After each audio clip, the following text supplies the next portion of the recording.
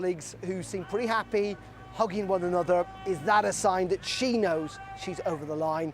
Frankly, I could stand here and say it's definitely going to be the case. I really don't know for definite. I think that's where we're going to end up, but we will find out literally in a matter of minutes. Tim Montgomery, literally this time last week, we were poring over I think it was a YouGov poll saying that Penny Mordaunt, if she got to the final two and her name went to the membership of the Conservative Party, she was damn near a shoo-in. And it sounds like, from what we're hearing, and as Darren reminds us, let's wait for the official result from Sir Graham Brady, but if the rumours are true, she's out. Yeah, that seems to be the case. That's what certainly the gossip I'm hearing from contacts in Westminster is that it does look like it will be a contest between the former Chancellor, Rishi Sunak, and the current Foreign Secretary, Liz Truss. And it's going to be an awkward choice, I think, for Tory members. I think Liz Truss is closer to them ideologically, but looks less electable, a sort of more wooden character that may not sort of connect so much with the public. And Rishi Sunak is someone that a lot of them don't really trust. He's very slick, the sort of the salesman character, and a lot of them are not entirely sure that he was as loyal to Boris Johnson as they would have liked cabinet ministers to be. So I think the Tory membership would have been much happier with a choice that included someone like Penny, Mordaunt, Kemi, Badenoch, or even Tom Tugendhat. Those are the sort of people that members wanted, and I don't think MPs on this occasion have given the party members the choice that they would have actually preferred.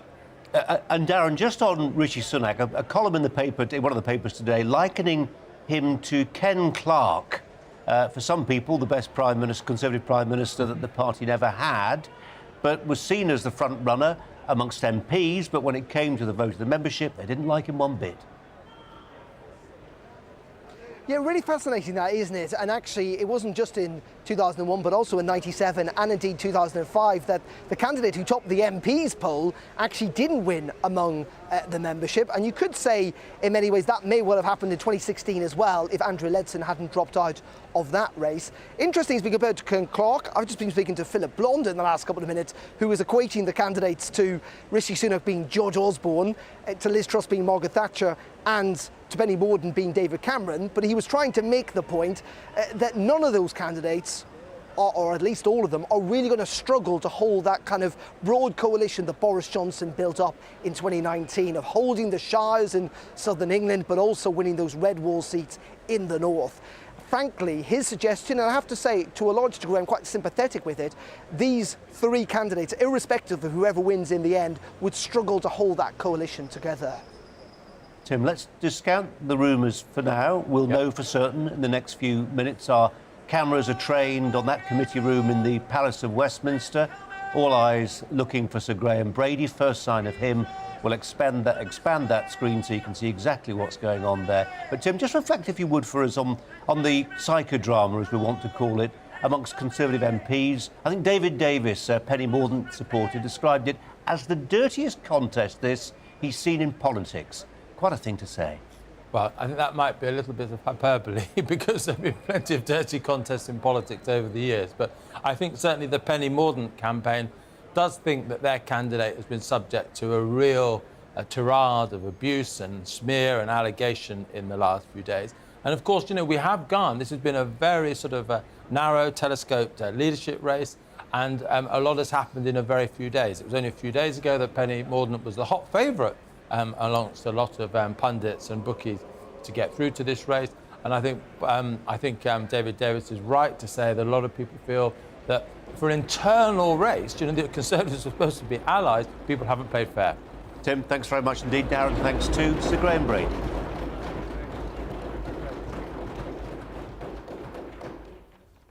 It's on blue paper. As returning officer, I can give you the results of the ballot. 357 votes were cast out of a possible 358. There were 2 spoiled ballot papers. The numbers of votes cast for each candidate is as follows. Mordaunt, 105. Sunak, 137. Truss, 113. Therefore, Rishi Sunak and Liz Truss will be the candidates going forward to a final ballot of Conservative Party members. The ballot will close on the 2nd of September, and I will announce the results at 12:30 p.m. on Monday, the 5th of September. Thank you very much.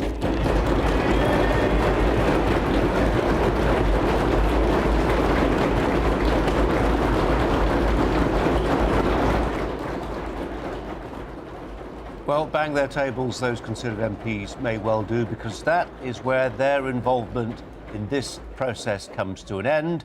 They've done their bit, they've whittled the candidates list down to the two who will now go to the Conservative Party membership. Those two, Rishi Sunak and Liz Truss, no place, as rumoured, for Penny Mordaunt. Straight to our political editor, Darren McCaffrey. Darren.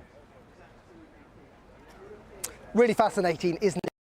Actually, it was quite tight between the final two. Yes, Rishi Sunak well over that line. 137 of his MPs have backed him. But Liz Truss, 113. Penny Mordaunt, who's now out of the race, 105. So that is only 8 votes, actually, in the end between them. The 2 spoilt ballots, and obviously someone didn't vote at all. But that is quite close. But what it does now mean is that Rishi Sunak and Liz Truss, as you say, will battle it out amongst Conservative members in the next 6 weeks or so. We're going to get the announcement on September 5th. And what's really fascinating, I think, in many ways about this, Colin, is there is a real divide between these two politicians. Not just in terms of personality. You know, the word slick is used an awful lot about Rishi Sunak. There is no doubt he's a pretty good communicator.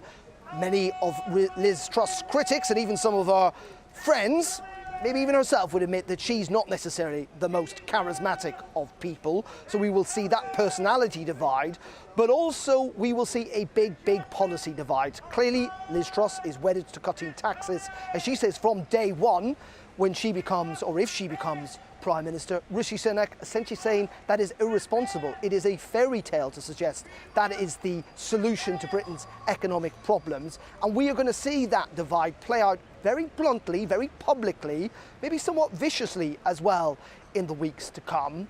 Clearly, at the moment, Liz Truss is now the front runner. She has been topping those opinion poll battles between Rishi Sunak and Liz Truss. In the hypothetical situation, we'd end up where we are.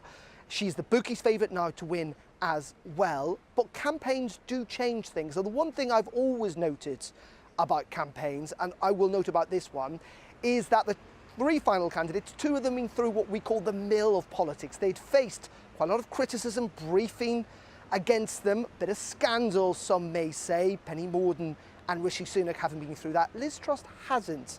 And I wouldn't be surprised if there is some mudslinging in her direction in the days and weeks to come. How she handles that, how severe that is, that could have an impact on this campaign as well. Darren, just a couple of questions. One on the sort of ideology and one on the personalities. On the ideology, how beholden to promises are these candidates going to be? So, for instance, Liz Truss says, I'm going to increase defence spending to 3%. If she gets into number 10, does that mean she's got to do it? The personal stuff. Anybody who saw that ITV debate chaired by Julie Etchingham and the personal animus between those two, and I'm sorry if this sounds like playground politics, but that's what it was. Who started it? Well, it appeared to be Rishi Sunak when he turned to Liz Truss and said, I've got 2 questions for you while you're a Liberal Democrat and a Remainer, and she bit back hard, didn't she, and said, well, actually, posh boy, you were the head boy at Winchester, I went to a state school. Can we expect to see more of that? And how much are they held to any promises they give now? So I think we're probably going to see a bit less of that, because there was a realisation, wasn't there, on Monday, and that's why the Sky News debate got cancelled last night, is that actually these blue-on-blue attacks were manna from heaven for the Labour Party, that the person who was winning these debates wasn't actually any of the candidates, but rather Sir Keir Starmer. And we saw that literally evident today in PMQs, in which all the questions directed at Boris Johnson were essentially about what the other candidates were saying and shredding, in many ways, his record in government. So I think we probably will see a bit less, at least publicly, of the personality attacks. I don't think we're going to see, I don't think it's sustainable for the Conservative Party to see that in the future debates that we'll see play out over this summer. In terms of being committed to these promises, I think largely they are going to have to be, and that's going to be a big problem for some of them, because Liz Truss not just made that commitment on defence spending, but during a Zoom call or a Zoom hustings with Conservative Home on Friday, someone had calculated she made £16 billion worth of public spending in the months to come or the years to come. That's going to be quite difficult at the same time you're cutting taxes.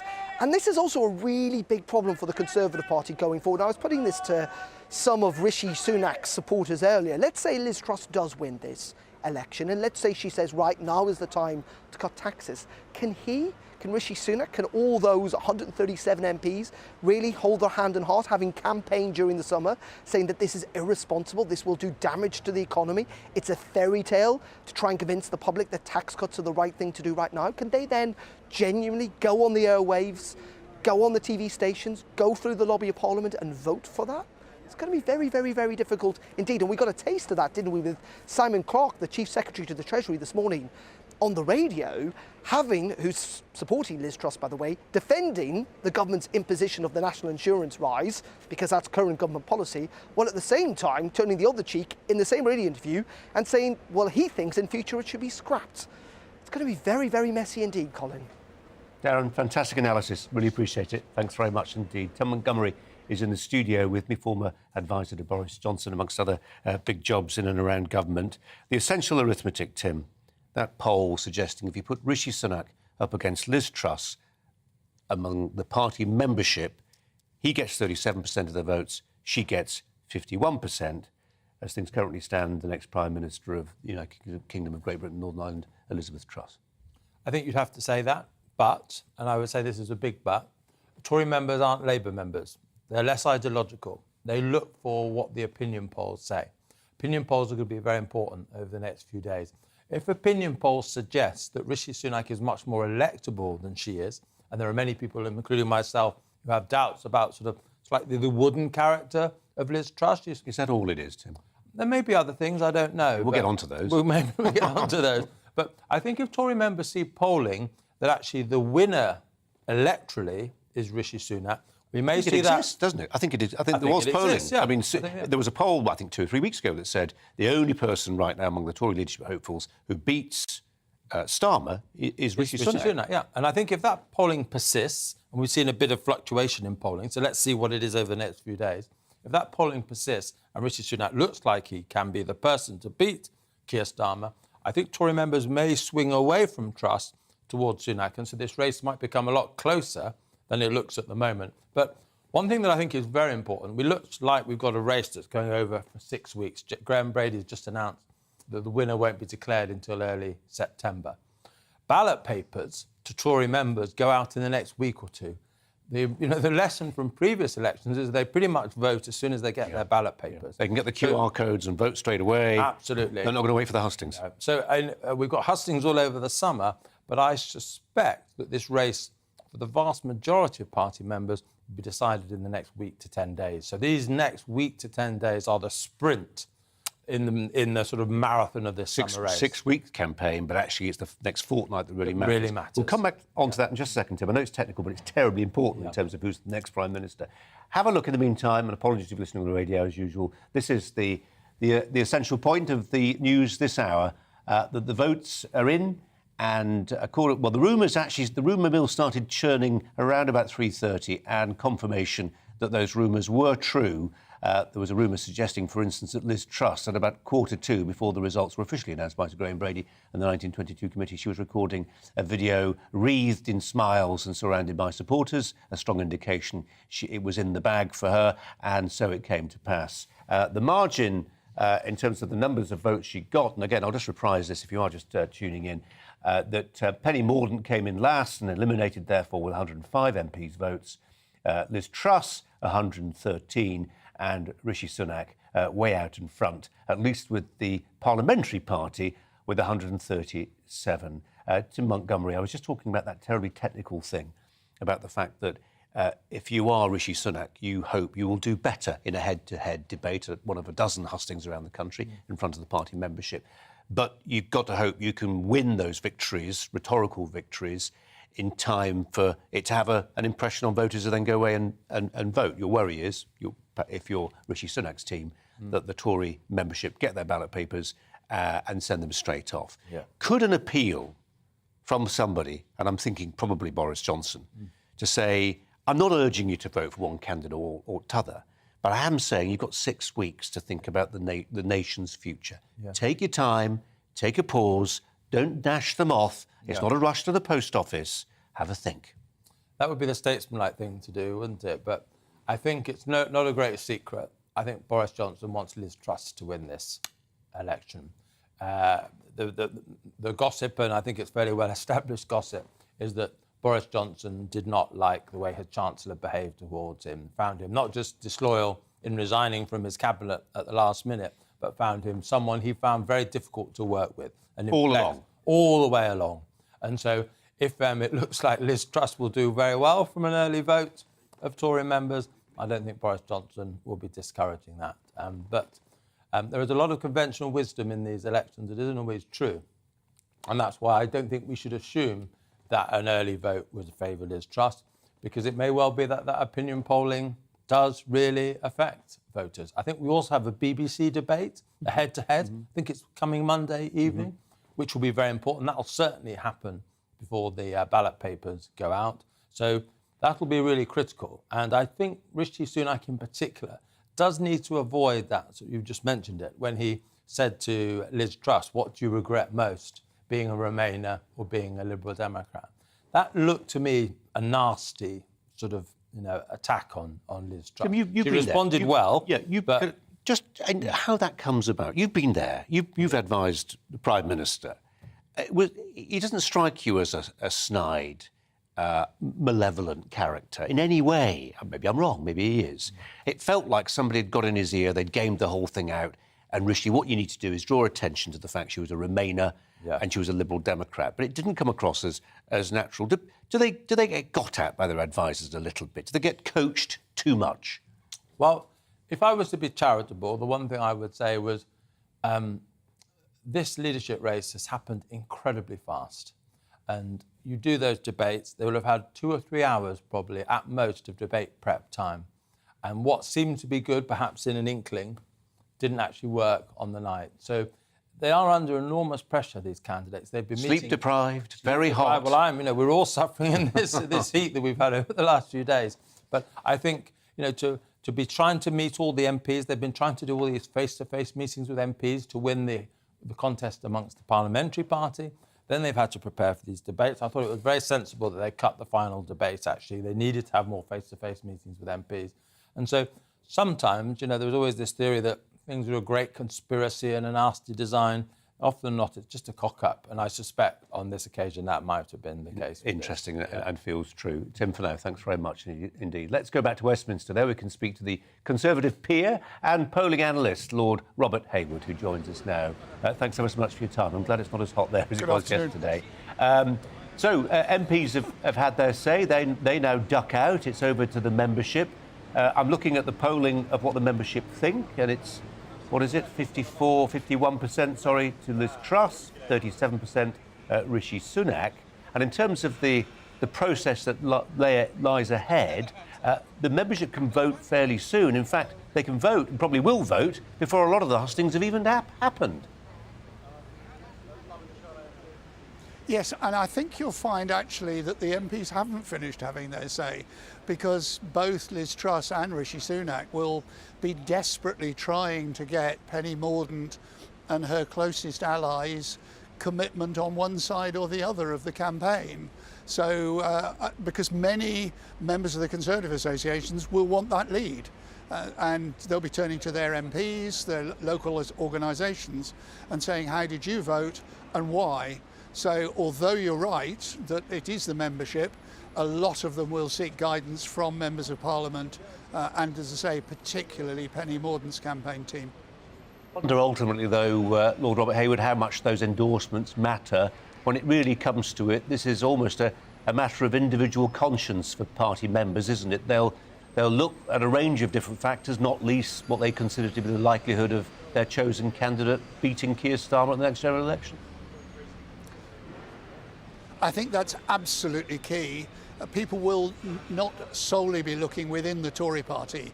If they're in a constituency that's threatened by Labour, they will be looking particularly at Keir Starmer.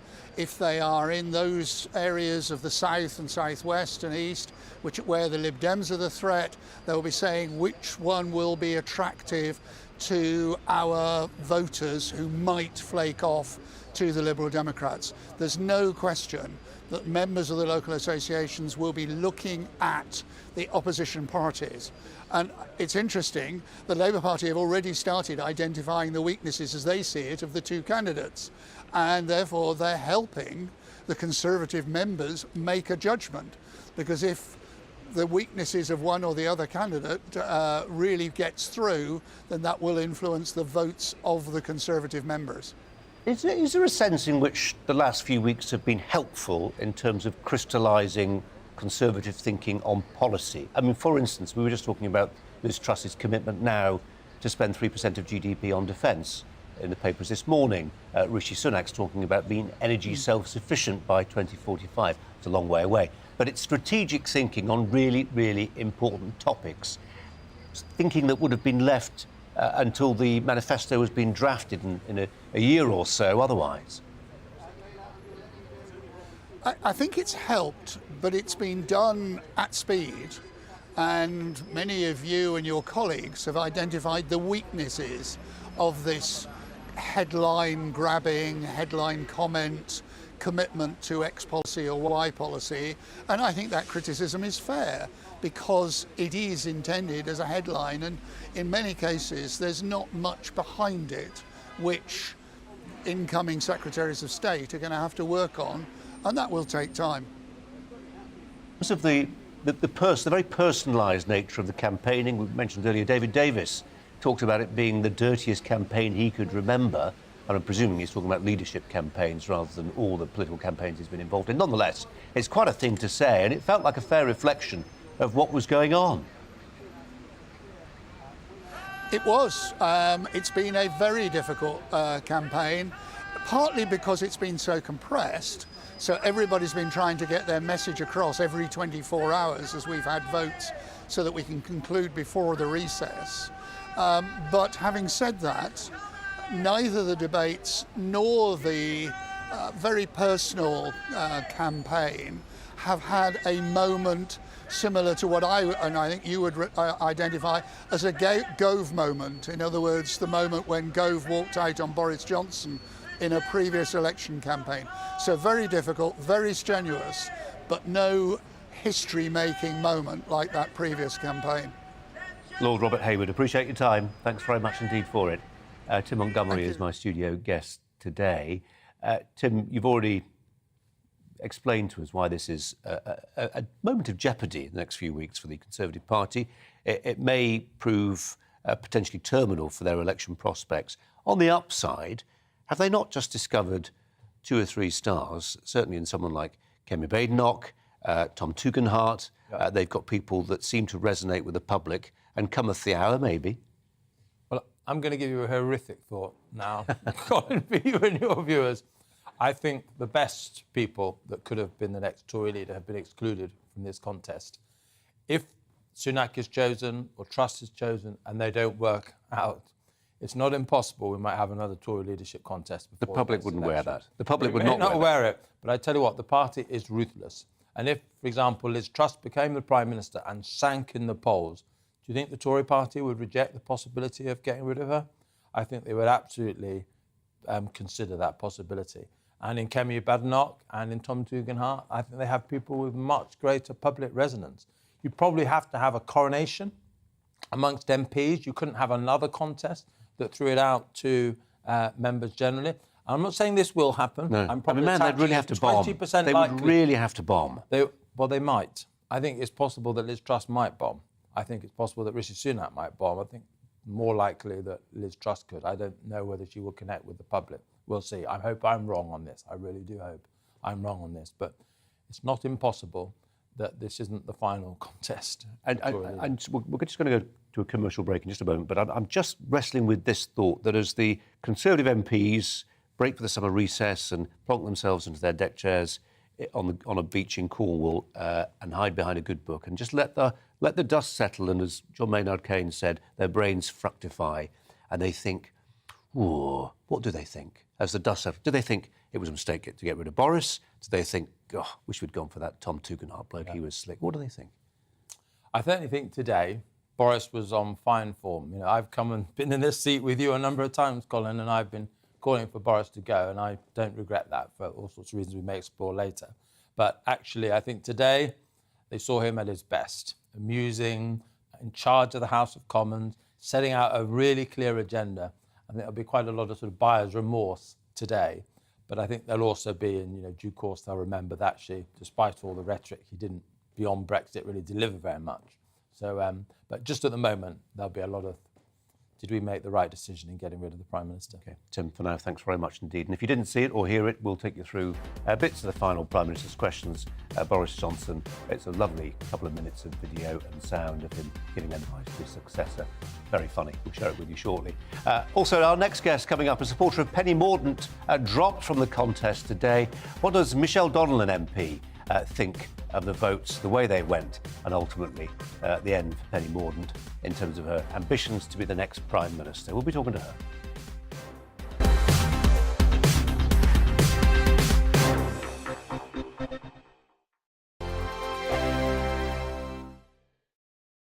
We are GB News. We're right across this great nation. On TV. On radio. On digital. Absolutely everywhere. We don't talk down to you. We embrace all voices with honest and civilised conversation. We are not part of the establishment. We're one of you. And we're only getting started. Join us on GB News, The People's Channel. Britain's news channel.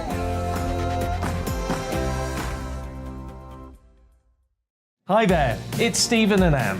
At breakfast from 6 a.m, you'll always be caught up with everything you need to know, the latest headlines, opinions and debates. We'll bring you the good news and the bad, but most of all, we're here for you. Remember, send in your views and let us know what you would like us to talk about. That's because we're your news channel. And every morning at 6 a.m, it's breakfast on GB News.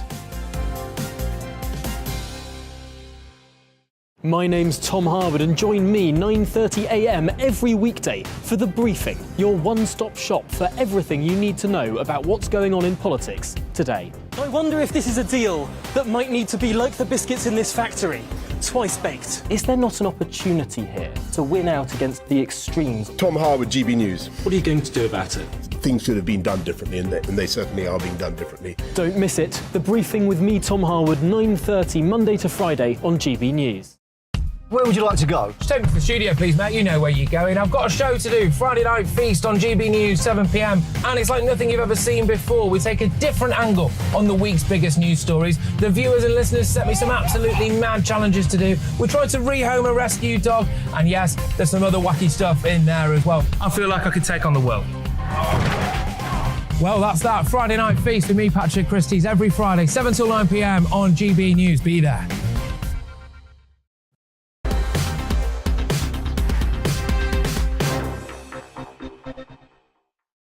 If you are just tuning in, we've got a final two in the contest to become the next leader of the Conservative Party and Prime Minister in time. MPs have finished voting. They've whittled it down to two. Next stage is for the Conservative Party membership. 160,000, 200,000, take your pick. Nobody's entirely sure how many Conservative Party members are. Anyway, they get to vote between Rishi Sunak and Liz Truss, the politician who fell away, didn't get enough votes, Penny Mordaunt. Let's get more reaction then to those results and speak to the Conservative MP, Michelle Donnellan, who was supporting Penny Mordaunt. Michelle Donnellan, welcome to you. Disappointed? Well, of course, yes. I'd helped Penny over the last few weeks. Of course, I'm disappointed, but we have two cracking candidates left in the final now. It will be open to the members, and I hope that we have a positive summer, really scrutinising their policies and what they've got to offer our country. Myself, I'll be looking to see who is the candidate that is pledging the most on education and recognises the value of education to create opportunities to tackle our productivity crisis and move this country forward in what is really going to be a very challenging 2 years. Would you urge Conservative members to hold off voting quickly? Because there does seem to be a disconnect between the fact they can vote pretty soon, and we assume many of them will, and the fact that actually they've got 6 weeks to think about it and a dozen hustings to base their judgment on. Yeah, I think the ballots fall at the weekend, in fact, so very soon. What I would recommend they do is consider all of the facts, and as you say, not rush this decision, wait a few days at least, if not a few weeks.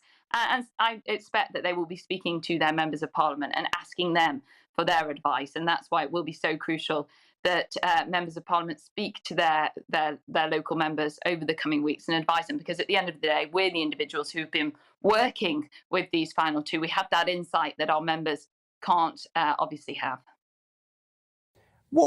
Can you give us some adjectives that adequately sum up the tone of the contest?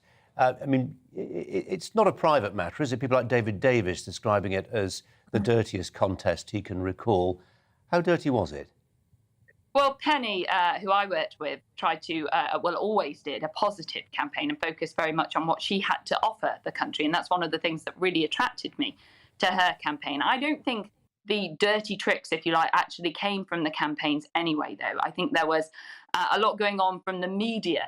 And I certainly, I know the final two. I know Rishi and I know Liz, and I know that neither of them would want to be playing dirty tricks. I think, though, the media did have an agenda to play, and at several points in the time did gun for Penny, which is very disappointing, because I do think she would have made an excellent Prime Minister. But equally, we've got two fantastic individuals on that final ballot, and the opportunity for members now to decide who will be the next leader of the Conservative Party and ultimately the next Prime Minister. Michelle Donlan, you may have a point, of course, about the way the media behave in these things, and they tend to get behind one candidate or the other and all that stuff. But I'm looking, for instance, at a tweet from Stephen Swinford, who's the political editor of The Times, so, no headbanger. And he's got a screen grab of a tweet that was posted by Penny Mordaunt, who you support, and it's worded thus: Tory MPs, vote for Rishi Sunak or Liz Truss today and you'll murder the party you love. Now, he says she subsequently deleted it, and he's got a screen grab of it. But that sounds like Penny Mordaunt joining in with the dirty contest.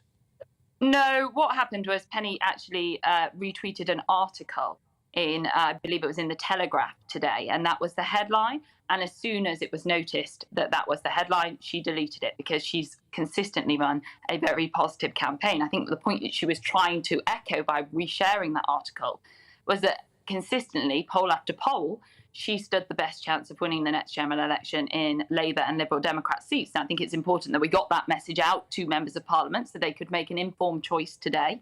But equally, as I've said, we've got two fantastic candidates on this ballot. I'm confident that the members will pick one of them, and they will go on to be a very successful Prime Minister and lead our country through the challenging times ahead. Michelle Donlan, we appreciate your time, as ever. Thanks very much indeed. Thank you. Plenty of emails coming in. Here's a selection. Mick says, Boris Johnson will be sorely missed by the nation. Many of our emails still talking about the outgoing Prime Minister, not the next one. In PMQs, he goes on to say today he gave a brilliant as ever speech, fending off the left-wing opposition with ease. He towered above his party, which failed to support him through thick and thin. None of the candidates have Boris's qualities, but he has all of theirs and some. The Tories will rue the day they allowed the left-wing establishment elite to force him out. The best PM they ever had, bar Churchill, maybe. Colin says, not me. Once again, members of Parliament do not understand the mood of the country and vote through two people who will not win any general election. Bad news for the country, and I'm afraid a disaster for the Conservatives, includes an exclamation mark. The Red Wall voted for Boris, not the Conservatives. Rob says, I personally don't care if Liz Truss looks wooden. She gets the job done. Liz for PM. As for Sunak, really, absolutely out of touch. Chris says, after the result from the Tory leadership election, get ready for a Labour government. Maureen, I'm elated that Liz Truss is in the running. Just because she comes over as reserved doesn't mean she won't make a good PM. I wish her all the luck in the world. And Paul says, let this election be a lesson to any Tory who wants to be Prime Minister. If you support woke causes, you will never be Tory leader or Prime Minister. Virtue signalling has its price, and Penny Mordaunt has paid hers today. That's too good a point not to address it with Tim Montgomery, former Boris Johnson advisor, as well as many other jobs in government and thereabouts. The woke question, Tim, I should have put it to Michelle Donlan. What a lousy bit of journalism of me not to, because that's the obvious question in a sense, isn't it? Is she not in the final runoff because she's too woke? Yes. OK, moving on. So you looked at the pictures that GBNews has just shown, those pictures of Penny Mordaunt at her launch. She's gorgeous. She looks absolutely prime ministerial. She is, absolutely has that presence about her that you want in a star candidate. But she took positions on transgender rights who were definitely out of step with the rest of the Conservative Party. And then I don't want to say... Does it matter they were heartfelt and sincere? I think if they were heartfelt and she stood by them, it may have been OK. But she kind of seemed to give the impression that she didn't mean them. And then various evidences came forward that she did seem to have meant them in the past. And that sort of appearance of not being entirely straight with people probably cost her as much as the underlying position, because in a short leadership race, we had at least half of the campaign, when she was the focus, dominated by the questions of her honesty on that subject. It's a real shame. It is a shame. It's a pity that politicians don't learn the lesson that you can sincerely hold values and you can park them. I mean, this happens a lot with religious leaders, where they say, and there's a famous case of a guy called Rocco Buttiglione, who was the Italian... Oh, yes, for the candidate for EU commissioner. Yeah. And they didn't want him because they said, you're a Catholic, you believe that homosexuality is a sin. He said, look, yeah, I do, but that's my private belief, and it won't affect any of the judgments I arrive at as a politician. Yeah. Maybe if Penny Mordaunt had said, I've got these views on trans, but they're private and they won't affect how I legislate on the topic in government. But... Well, look what happened to Tim Farron at a couple of elections ago, the former Liberal Democrat leader. He took sort of fairly traditional Christian views on homosexuality and abortion, said they weren't going to affect how he voted, but still the media went on and on and on about those issues. So the media has a lot to answer for in this country. Well, just on that point, and before we leave this topic for a while, Michelle Donnellan there, who I think we were discussing this earlier, was possibly the shortest-lived Education Secretary in memory. 2 days she spent as Education Secretary, promoted, then resigned. She said the media picked their candidates, and that made life tough for Penny Mordaunt. Yeah. Well, look, the media does have a lot of influence in this country, but I'd have to disagree with Michelle. The other leadership campaigns were very involved in some of the mud-throwing. It wasn't just the media that we can blame on this occasion. Yeah.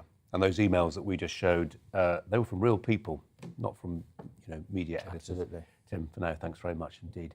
Coming up this afternoon, we'll be discussing inflation. It's risen to 9.4%.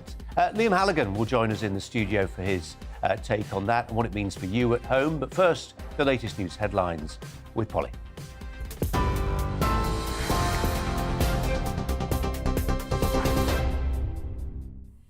Colin, thank you. The latest headlines. Rishi Sunak and Liz Truss, as you've been hearing, are the final two candidates in the race to be the next leader of the Conservative Party and ultimately Prime Minister, as Penny Mordaunt has been knocked out. Former Chancellor Rishi Sunak, who led every vote so far, received 137 votes.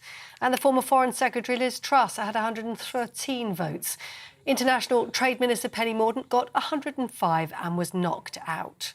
Tory party members now have until the 5th of September to choose who they want to take the top job. Meanwhile, Boris Johnson has gone head-to-head with Sir Keir Starmer for his last appearance at Prime Minister's Questions in the Commons. Hasta la vista, baby. Thank you.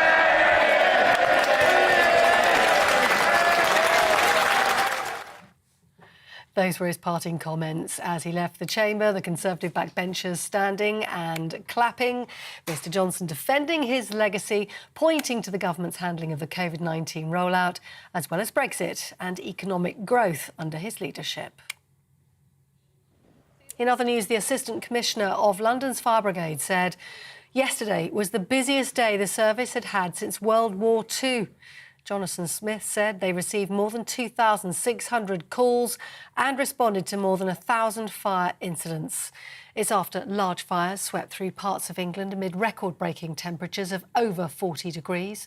A number of major incidents were declared by fire brigades in 6 regions across the country. Close friends and family have said goodbye to bowel cancer campaigner Dame Deborah James at a private funeral service in West London.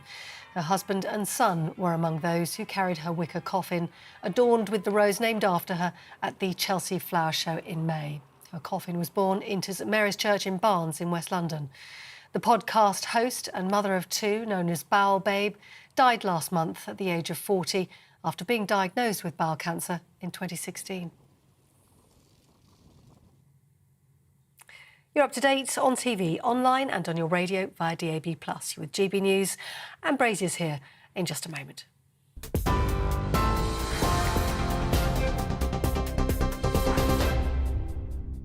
Direct Bullion sponsors the Finance Report on GB News for gold and silver investment.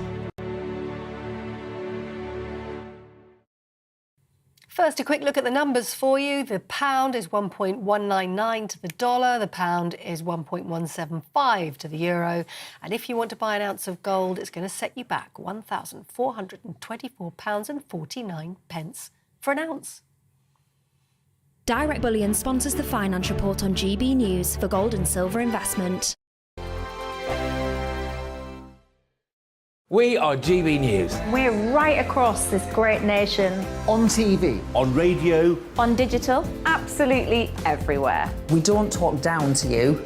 We embrace all voices with honest and civilised conversation. We are not part of the establishment. We're one of you. And we're only getting started. Join us on GB News, The People's Channel. Britain's news channel.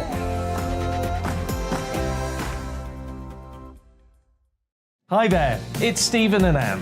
At breakfast from 6 a.m, you'll always be caught up with everything you need to know, the latest headlines, opinions and debates. We'll bring you the good news and the bad, but most of all, we're here for you. Remember, send in your views and let us know what you would like us to talk about. That's because we're your news channel. And every morning at 6 a.m, it's breakfast on GB News. My name's Tom Harwood and join me 9:30 a.m. every weekday for The Briefing, your one-stop shop for everything you need to know about what's going on in politics today. I wonder if this is a deal that might need to be like the biscuits in this factory, twice baked. Is there not an opportunity here to win out against the extremes? Tom Harwood, GB News. What are you going to do about it? Things should have been done differently, and they certainly are being done differently. Don't miss it. The Briefing with me, Tom Harwood, 9:30 Monday to Friday on GB News.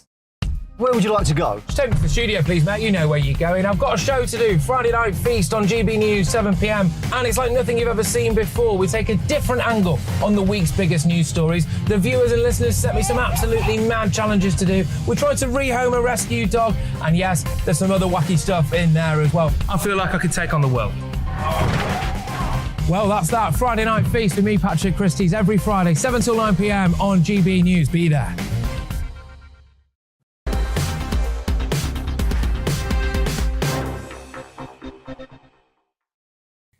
Well, away from the Conservative leadership race, we'll be talking about it in just a moment, but inflation has jumped once more to a new high, 9.4%, household budgets squeezed that bit tighter amid the cost of living crisis. It means Britain had the highest rate of inflation in June amongst the group of 7 advanced economies. Canada and Japan, it's worth noting, yet to report their latest data. It's thought that neither are likely to come close to Britain's price increases. So that's some context for you. Here in the studio, our economics and business editor and presenter, Liam Halligan, can tell you what this means for you and for the future, Liam, because you keep saying, actually, the upward pull factor is still very strong. It gives me no pleasure to say this, Colin, with my dismal scientist, economist hat on, that I do think inflation is going to get worse before it gets better. This is a consumer price index number, what we call CPI inflation. That's at 9.4%. In old money, RPI, the retail price index, which also includes housing costs, that's up above 11%, almost 12%. And then if you dig down into the fine print from the Office for National Statistics, it published a slew of inflation data this morning. You look at the producer price index, that's the cost of the inputs that firms need to produce the goods and services that they then sell on to us. That's up above 20%.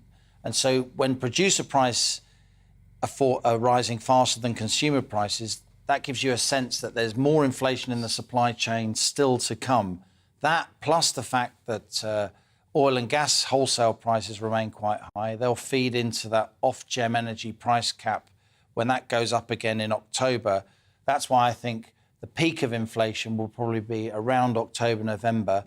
Then, though, it should start to fall, as it is now starting to fall in the States. Basically, we're 3 to 4 months behind the curve, behind America, and that, in my view, is largely because the Bank of England has been too slow, too sluggish, not quick enough to raise interest rates. It spent too long saying that inflation's transitory and, frankly, dismissing the concerns of commentators like me and others who were issuing warnings this time last year. Can we turn to politics and whether? Oh, why not? But and I hate that phrase. What will the markets make of a number 10 run by Rishi Sunak or Liz Truss? But it's the only one I can think of. But it's important. It's important. Remember, James Carville, that advisor to Bill Clinton back in the 90s, a genius political strategist, he often said, when I'm reincarnated, I want to come back as the bond markets because you have all the influence.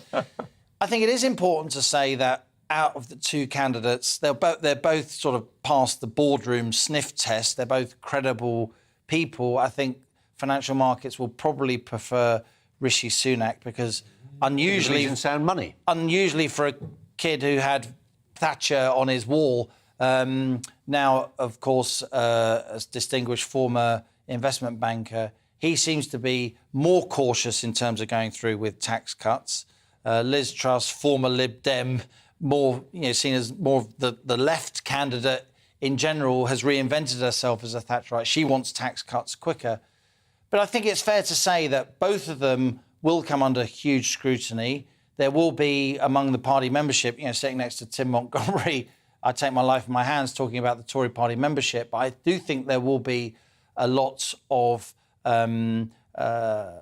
appetite among Tory activists for Liz Truss, in the sense that she doesn't want to go through with this increase in corporation tax that's coming down the track from 19 to 25%. It'll be interesting to see if Rishi Sunak changes his tune on that between now and the 5th of September. But it's not that binary, Tim, is it, in terms of being of the Thatcherite legacy, which points in two different directions. Yes, it stands for tax cuts, as Lee makes clear. It also stands for sound money, as Rishi Sunak reminds us. And those things aren't mutually exclusive, but they're not on the same track, are they? No, I completely agree with that. And the other sort of aspect, I agree with what Liam has just said about the danger, I think, of spooking the markets. We talk about inflation-inducing tax cuts. But I think the markets also want to see from the British government a strategy for growth. Our underlying growth performance in Britain isn't great. And Liz Truss, for me, seems to have more to say about how to sort of re-get the economy going with some supply-side reform, some deregulation. So I think there's a case for the market, for that famous bond market, for both candidates, actually. And it'll be interesting to see how that develops over the next week or so. Not that they have much time. No. And be in no doubt, Colin, while, of course, between now and when the Tory faithful in the shires, if you like, across the country anoint the next Prime Minister, it sounds pretty weird, but that's the way we do things. At least there's a contest. When Brown took over from Blair, there was an enthronement. There wasn't even a contest. But there will be lots of finger pointing, there will be lots of character assassination, and they'll go through the finances of each other's backgrounds and all the rest of it. But I believe strongly, and rightly so, at the centre of this debate between Liz Truss and Rishi Sunak will be economics. What's the Conservative Party for? Is it a party of low tax at a time when we've got the highest tax take, or we're heading for the highest tax take since Clem Attlee's post-war Labour administration? Is it the party, as you say, of sound money after the Bank of England's massively expanded its balance sheet? The Bank of England now may be trying to rein in that huge monetary expansion. Is it the party of enterprise? Now, I know both candidates well. Tim knows both candidates well. I would say the Achilles heel that Rishi Sunak has, while he can obviously read a balance sheet and is extremely financially sophisticated Chancellor, does he really understand small business? Does he really understand what motivates a lot of viewers, frankly, and listeners of GB News? Now, he grew up in a chemist on a corner shop, but most of his career has been in big business, the glitzy, financial services industry. And I think, for me personally, I'm not here to endorse any candidate. We're Ofcom regulated, aren't we? Even though we write in papers, Colin. But I think Rishi Sunak has to prove to the Tory faithful he really gets what makes those small and medium-sized enterprises tick, which employ the majority of the British workforce and account for most of our growth. Can I just challenge, or at least raise the question about whether it is the economy stupid that swings 160,000 Conservative Party members? I bet a large proportion of whom, do own small businesses, the little platoons. But I just wonder, Rod Liddle, the commentator, was on here with me a couple of weeks ago. He said it's about, the Red Wall just cares about culture war stuff. So the people who can be bothered to join the Conservative Party, I just wonder how they divide. I wonder how many of them, Tim, actually, it's about Penny Mordaunt being woke, it's about Black Lives Matter, it's about all that stuff. And actually, as with Brexit, it doesn't matter how much you warn them that the wheels are going to fall off the economy. For them, it's about the identity questions. Well, the great success of Donald Trump was that by not threatening the entitlements, the income of blue-collar America, he was able to win voters from the Democrats because on the culture issues, he was on their side. But that stage, I think, is true here as well. Unless you neutralise the economy, if people are worried about the economy, you won't get to talk to them about the culture wars. People worry first of all about their wallet and their pocketbook issues. If you don't basically offer them reassurance on that, you can't fight the culture war. OK, Tim, Liam, we've got to leave it there, but really appreciate it. Thanks ever so much. We're going to move on to a different story that's linked in some ways, at least. Just Stop Oil. Protesters from Just Stop Oil, they blockaded the M25 London Orbital motorway today, calling it a, quote, site of civil resistance. Their activists blocked the ring road in 2 locations, including the entrance road to Heathrow, Airport Terminal 5, and on the other side of the M25 on the Dartford crossing. As well as these pictures show, apologies if you're listening on the radio, traffic was brought to a halt. The roads were, the carriageways were completely cleared. There were 9-mile-long queues at some parts for long-suffering motorists. Thank God it didn't happen yesterday. Protesters say the blockade will run, though, until the end of the week. Let's turn again to Kenny Alexander, who speaks for Just Stop Oil, who used to work in the oil and gas industries. I think we're just struggling to make the... we can't make it work with Kenny Alexander. We might do soon, but let's... Oh, there he is. Hi, Kenny Alexander. Thanks for your patience. I know we've had some problems with the tech. What are you trying to achieve this week? Oh, Colin, thanks for having me. The Just Stop Oil Coalition demand the government make a meaningful statement of no new oil and gas. And could I just ask you what you think of that statement? Do you think it's an unjust demand? I'm not. I'll make an exception, Kenny Alexander. Sure. Normally, I think I like to ask the questions, but Pleasure. and not provide any answers. But I will ponder on this one, and it troubles me. I think yesterday made lots of people. I'm not a climate skeptic. Climate change is happening. I'm not sure about how we deal with it. But I think yesterday was an opportunity for a punctuation mark that in our national story. I think people were fearful of the temperatures yesterday. And I think that they are thinking about what that means. But tactically, I always come back, and we had this with Extinction Rebellion, we had it with Insulate Britain.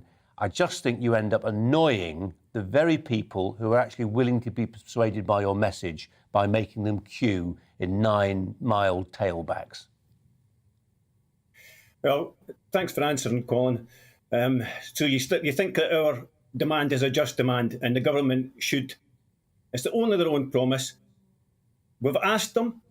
We're all members of, you tried Friends of the Earth, Greenpeace, petitions, all of these things. This is only their own promise. We will continue to disrupt until this demand is met. We're calling everybody, including the media, to join us in civil resistance, to support our demand. You go to our website, come to our march on Saturday. This government's not interested in your heating bills or your fuel costs. We really need to... Yeah, but Kenny Alexander, this is the government, as Boris Johnson often reminds us, that was elected with 14 million votes. People will be uncomfortable with what is, a highly motivated, but they're nonetheless still very small group of activists who seek to take the law into their own hands. Others will be disturbed by the sight of media offices, journalists being targeted by protesters, knocking out windows at the headquarters of a newspaper group, a media group. They will feel that is the wrong target. It's shooting the messenger. Well, look, 40 degrees in this country is a historic moment. The government is failing to fulfil its responsibility to protect the citizens of this country. When I worked in the industry, we were indoctrinated into a safety culture, which meant you have a duty of care for the health, safety, environment, not only of yourself and the oil and gas installations, but also for the others that worked alongside you. If you see somebody acting in a manner that's bad for health, safety or the environment, then you have a duty of care to call them out. You have a duty of care to tell them to stop their actions immediately. And if not, then report them to the authorities. This government is ignoring its duty of care to the citizens in this country. Kenny Alexander speaks for Just Stop Oil, and we appreciate you coming on to put your position as before. Kenny Alexander, thanks for your time. Tim Montgomery is alongside me. Yesterday made people stop and think, didn't it? So Kenny Alexander on one level is onto something. Look, I think there is a huge concern about the environment. I would definitely share that. I think we've all suffered this heat wave. I think the question is, if China is going to carry on building, for example, coal-fired power stations, should our emphasis actually be on, for example, ensuring our railways don't buckle under the pressure? Do we actually need to spend a little bit more time adapting to what a lot of people are increasingly thinking perhaps is inevitable, rather than measures to try and stop something that we're not going to stop if China are going to carry on regardless? These are incredibly difficult issues, and I'm afraid some of the campaigning groups like Stop Oil aren't necessarily being as realistic as circumstances demand. And do you accept the point that actually they run the risk of alienating people who are willing to be supported? Well, look, blockading Heathrow Terminal 5, there have been people who, perhaps because of lockdown, are about to go on their first holiday for 3 or 4 years, and they would be appalled. They may not have got to their flight. Other people will be, going to an important hospital or other appointments. And after yesterday, when travelling was misery, a lot of people will probably be very alienated by these kind of protests. And some people feel strongly about abortion. Some people feel strongly about free speech. If we live in a everybody blocks the road to get their way, nothing happens. Yeah. Tim, thanks very much indeed. Well, we're talking about the heat wave. It led to at least 14 deaths in recent days, a teenage boy being the latest fatality. The youngster got into difficulties while swimming in the River Thames at Richmond in Surrey. He's among 7 teenage boys who lost their lives in the water during those record temperatures. The emergency services have warned about the potentially fatal danger of diving and swimming in open water, rivers, quarries and reservoirs. We're joined by Darren Knight, who's Deputy Harbour Master at the Port of London Authority. Welcome to you. And I think people were depressed and shocked by the numbers yesterday, in excess of a dozen over a period of time. It's a simple and horrible question. How are they dying? Are they hitting rocks? Are they drowning from? Is it the shock? What is it? Do we know? Good afternoon, Colin. I think firstly we can really start off with giving our deepest apologies and sympathies to the families affected by those that have lost their lives by swimming in the River Thames. Going back to the question of what is causing that, there are so many different reasons behind that. It could be because of the cold water shock with coming into the water. There are many hazards, obstructions that we don't see on the surface. The tidal flows are very fast. Some of the flows are of the same sort of speed that an Olympic swimmer can swim at. And there are plenty of leisure, recreational activities, commercial operations that are taking place on the river. So there's a wide and varied reason why people are losing their lives in the water. But the best message we can ever give out is please don't enter the water, especially the River Thames, because of all the hazards we've just said. Yeah. And we understand the impetus, don't we? We understand why on a day like yesterday people want to cool off. But there are places they can do it safely. Yes, there's plenty of places that people can go swimming. So there's swimming pools, lidos. There's groups that do open water swimming, which is in a more safer environment, and it's in a controlled, managed way. We're working with the Tidal Thames Water Safety Forum, which is made up of the London Coast Guard, RNLI, Fire Brigade, Police, to try and make sure that we get our messages out better. And it's not just one thing that will make that work. We need to work as a collaborative organisations, trying to work towards improving water safety for everyone and trying to make sure that people do realise of the dangers they're putting themselves in, especially in the tidal waters.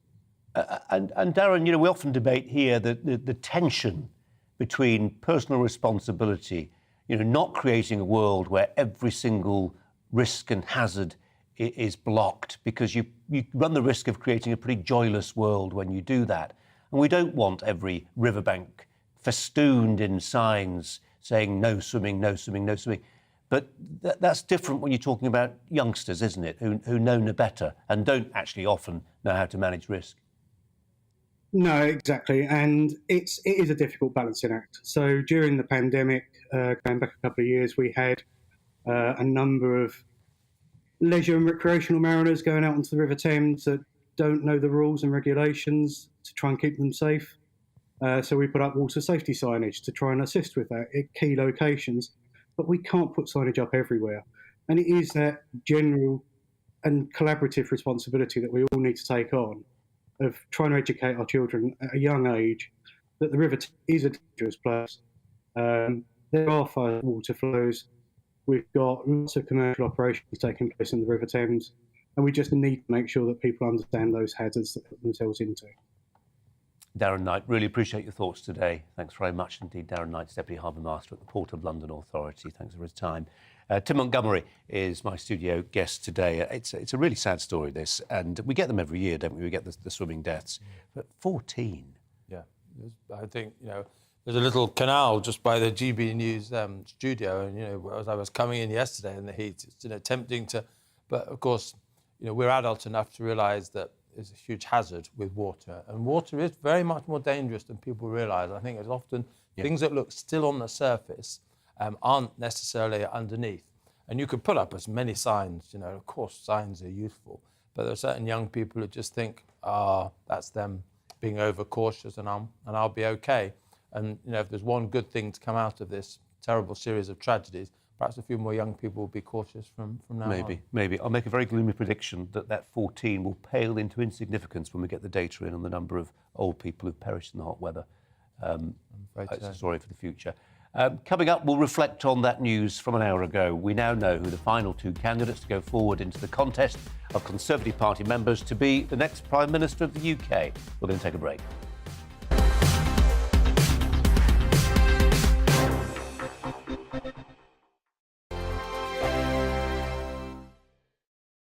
We are GB News. We're right across this great nation. On TV. On radio. On digital. Absolutely everywhere. We don't talk down to you. We embrace all voices with honest and civilised conversation. We are not part of the establishment. We're one of you. And we're only getting started. Join us on GB News, the People's Channel, Britain's news channel.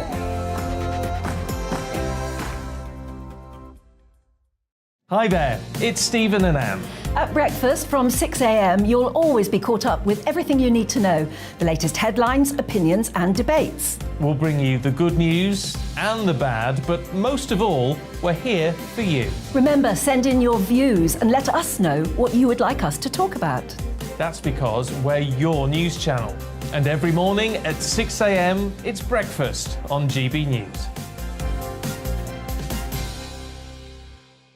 My name's Tom Harwood, and join me 9:30 a.m. every weekday for The Briefing, your one-stop shop for everything you need to know about what's going on in politics today. I wonder if this is a deal that might need to be like the biscuits in this factory, twice baked. Is there not an opportunity here to win out against the extremes? Tom Harwood, GB News. What are you going to do about it? Things should have been done differently, and they certainly are being done differently. Don't miss it. The Briefing with me, Tom Harwood, 9:30 Monday to Friday on GB News. Where would you like to go? Just take me to the studio, please, Matt. You know where you're going. I've got a show to do. Friday Night Feast on GB News, 7 p.m. And it's like nothing you've ever seen before. We take a different angle on the week's biggest news stories. The viewers and listeners set me some absolutely mad challenges to do. We tried to rehome a rescue dog. And yes, there's some other wacky stuff in there as well. I feel like I could take on the world. Well, that's that. Friday Night Feast with me, Patrick Christie's, every Friday, 7 till 9 p.m. on GB News. Be there.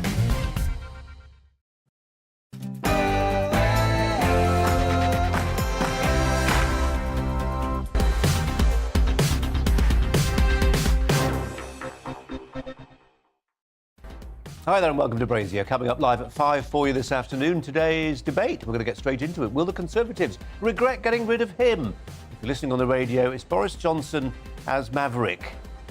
was it last week? Thumbs up from him. And we heard him today, didn't we? His final address at PMQs. Do the Conservatives regret getting rid of Boris Johnson? I'll be joined by the former Conservative MP, Neil Parish, and former advisor to Boris Johnson, Tim Montgomery. Also, as Nicola Sturgeon attempts to break up our union, I'll be asking which of the two remaining candidates in the Tory leadership race would be best placed to take her on.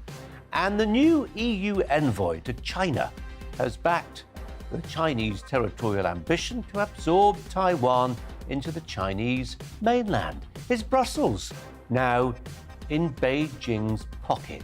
Alongside me for the next hour, having his say on the stories of the day, Tim Montgomery, former advisor to Boris Johnson, as well as much else besides. First, the latest news headlines from Polly.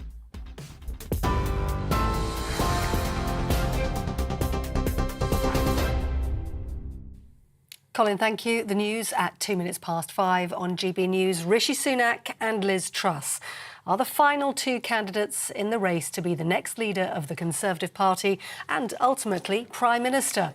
Penny Mordaunt has been knocked out of the race, scoring the fewest votes, just 105. The former Chancellor, Rishi Sunak, who's led every vote so far, received 137 votes. The former Foreign Secretary, Liz Truss, gained 113 votes. Tory party members will now have until the 5th of September to choose who they want to take the top job. Mr Sunak believes he's the only person who can win the next general election.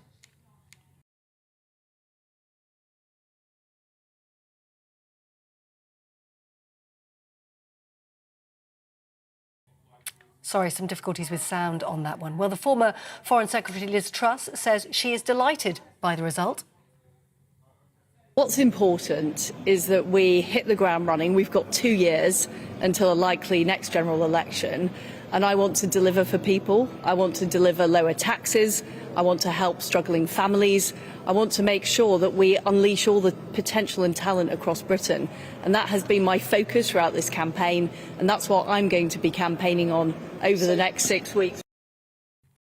Well, Boris Johnson has made his last appearance at Prime Minister's Questions and said goodbye to the House of Commons in his own inimitable style. Take a look. Hasta la vista, baby. Thank you.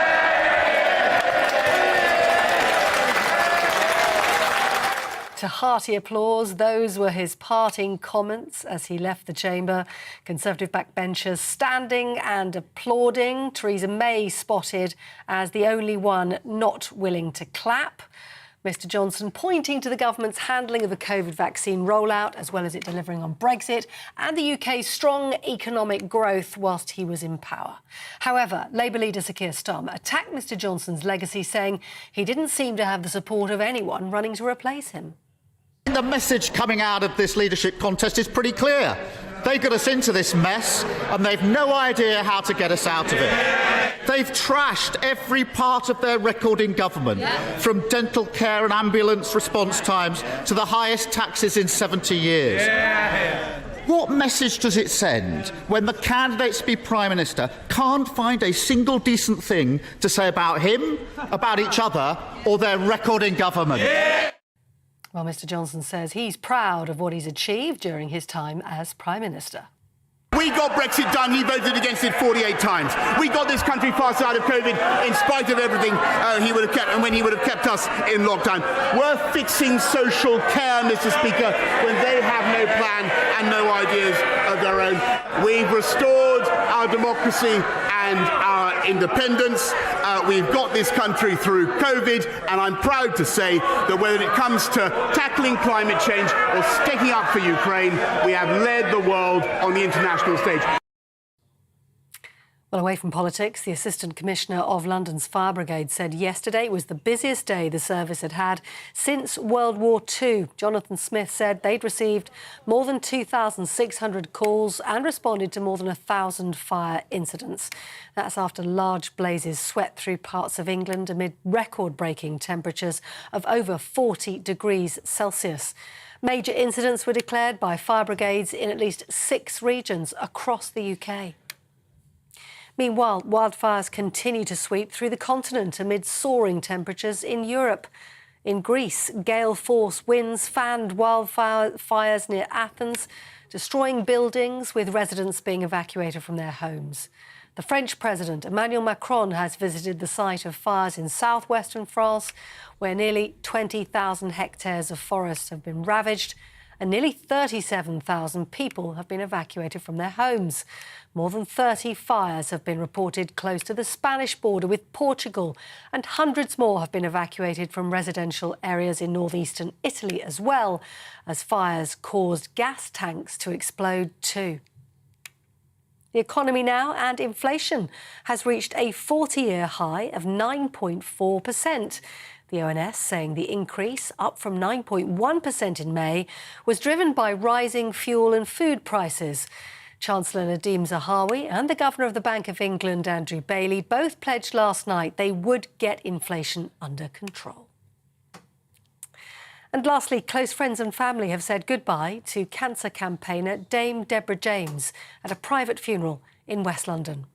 Her husband and son were among those who carried the wicker coffin, adorned with the rose named after her at the Chelsea Flower Show in May, into St Mary's Church in Barnes. The podcast host and mother of two, known as Bowel Babe, died last month at the age of 40 after being diagnosed with bowel cancer in 2016. Deborah James. You're watching GB News. We'll bring you more news as it happens. Now back to Brazier.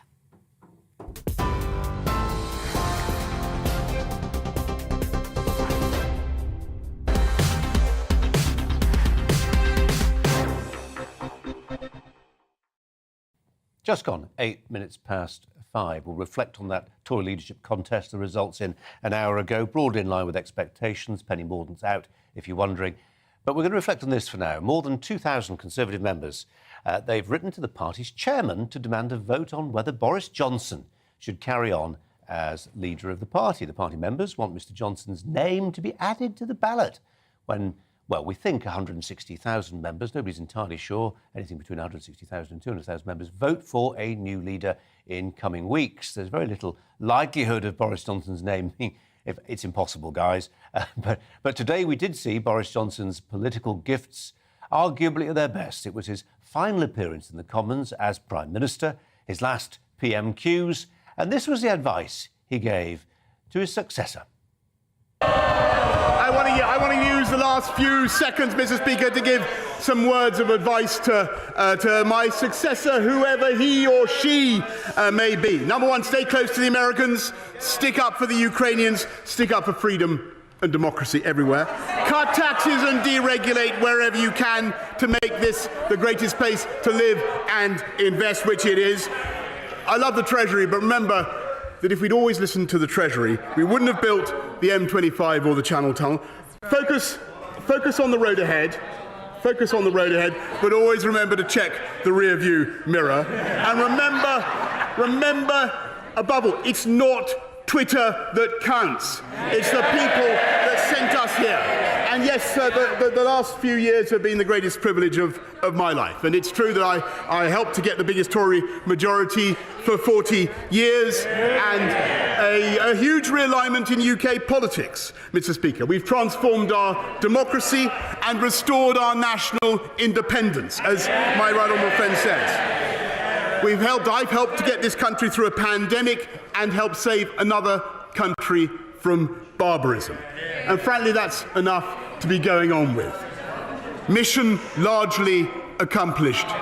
For now, I want to thank you, Mr. Speaker. I want to thank all the wonderful staff of the House of Commons. I want to thank all my friends and colleagues. I want to thank my right honourable friend opposite, Mr. Speaker. I want to thank everybody here and hasta la vista, baby. Thank you.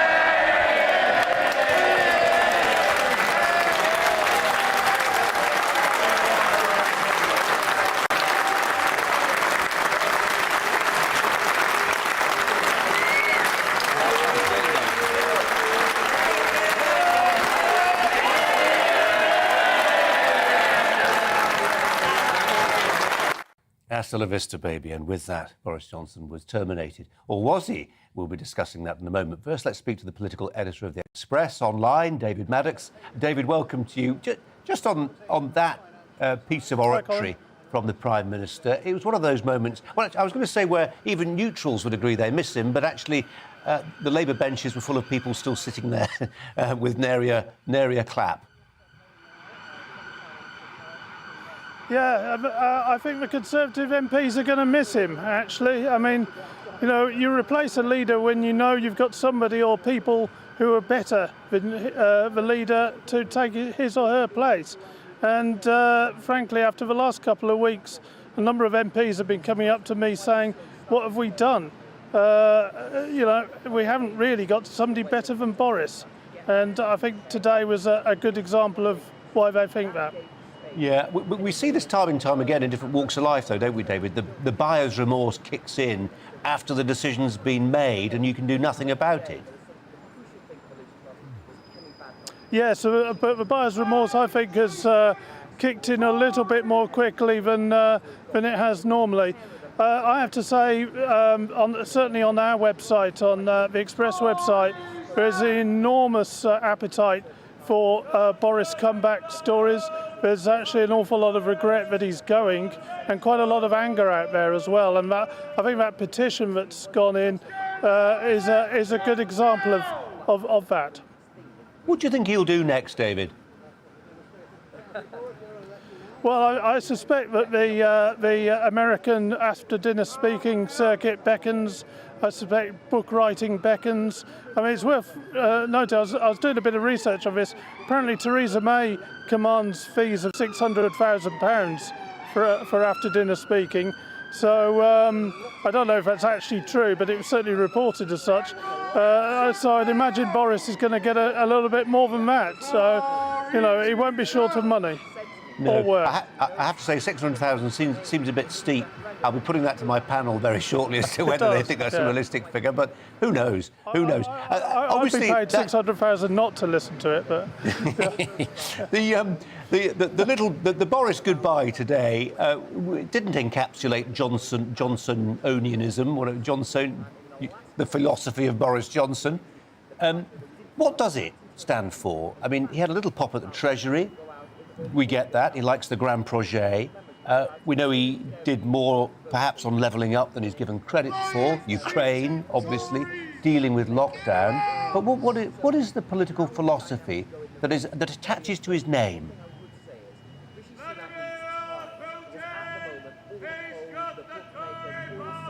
I've stumped David. Hi, David, can you hear me? yes, I can. Sorry. Yes, we've got Steve Bray back with us. What is a Johnsonian philosophy? I think that's been one of the problems, actually, trying to pin it down. Is it anything more than a great self-belief in Boris Johnson?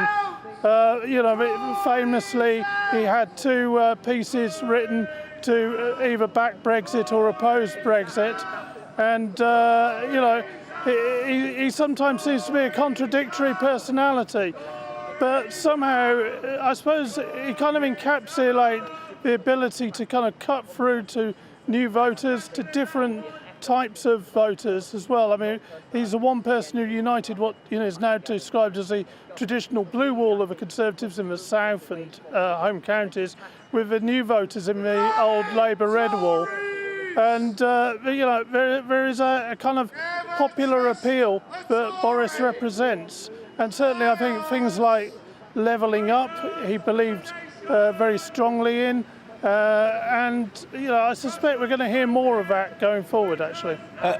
And David, speaking one journalist to another, we admire a nice line, don't we? He produced some very good lines. My personal favourite, I tweeted it earlier, he was talking about Jeremy Corbyn, Boris Johnson. He said, Jeremy Corbyn thinks Britain's friends are in the Kremlin, Tehran and in Caracas. And I think he is Caracas, Mr. Speaker. Do you have a personal favourite? Oh my goodness! I think that was actually what. In fact, I may have had the same one actually. Okay. The great thing about it, I remember interviewing him during the election, and I've forgotten the name of it, but some prehistoric creature from the depths of the ocean, which everybody thought had died out millions of years ago, had been rediscovered, and he went off on this kind of long speech about how Jeremy Corbyn was basically the same as this prehistoric creature from the depths of the ocean. It was amazing stuff, actually. He was, that's a great thing about him, you know. He's a proper journalist in that sense. You know, his use of language and his colour is something I think we're all genuinely going to miss. I mean, you know, if you look at the two finalists, Rishi Sunak's very professional, very much a kind of proper executive. You know, you can well imagine him as a kind of governor in America, actually. And you know, and Liz Truss, it's experienced, but it's been looked a bit wooden, frankly. So well, you know, we're going to miss the style and the flair. Yeah. David, I dare say, for those people who think that to be a journalist is also to be fast and loose with the truth, both things can be true simultaneously, can't they? David Maddox, really appreciate your time. Thanks very much indeed. Our debate now, we're joined by the former Conservative MP, Neil Parish, and Tim Montgomery, who is still alongside me. And we are talking Boris Johnson. Neil Parish, rehabilitation, possible? Yes, I think it is always possible with Boris. And of course, my wife and I attended a 60th birthday party with a local butcher friend, and lots of people sort of bounced up to me, a pub owner and his wife, oh, you shouldn't have got rid of Boris. And it's interesting what's going on out there. He's sort of we're as divided when he goes as when he stayed, really. And I think, you know, because the Brits, we are great at sort of loving our leaders when they're gone as well, aren't we? You know, and there's an element of that. But there is still a lot of support out there for him. But of course, it's still that business where, you know, what I call a lot of down-to-earth working people really like him. I think the more, dare I say it, the sort of slightly more sophisticated, but also those that worry about our sort of status abroad, the sort of not being entirely knowing what the truth was with Boris came home to roost. But it's a great shame, really, because we have a huge communicator in Boris, and we're losing it. On the status abroad thing, yes, he's got to be one of the most. I mean, as an emissary for the country, he's got to be one of the best-known leaders in the world, hasn't he? I mean, so as part of Brand Britain. But yes, we'll come back to you. But just for Tim Montgomery, just that point about he got the biggest cheer in that speech when he said, "Twitter's not real life," or words to that effect. Yeah. What do you make of that? Well, he's completely right. I spend a lot of time on Twitter. I think perhaps you do as well, Colin. Too much a lot time. Of journalists do. But of course, the people on Twitter, you know, evidence overwhelmingly says they're much more left-wing, they're much more obsessed with politics. Yeah. Whereas them, you know, they're probably much more interested in us discussing something like this, rather than probably today, where the cost of living and the weather has been much more important for perhaps the average voter. So he's completely right on that. But on the general question, Colin, you keep introducing me correctly as a former advisor to Boris Johnson. I absolutely believed in his potential. He's clearly got gifts of communication. He can connect with people like no one else can really in British politics. But, unfortunately, during his time in office, we haven't controlled immigration.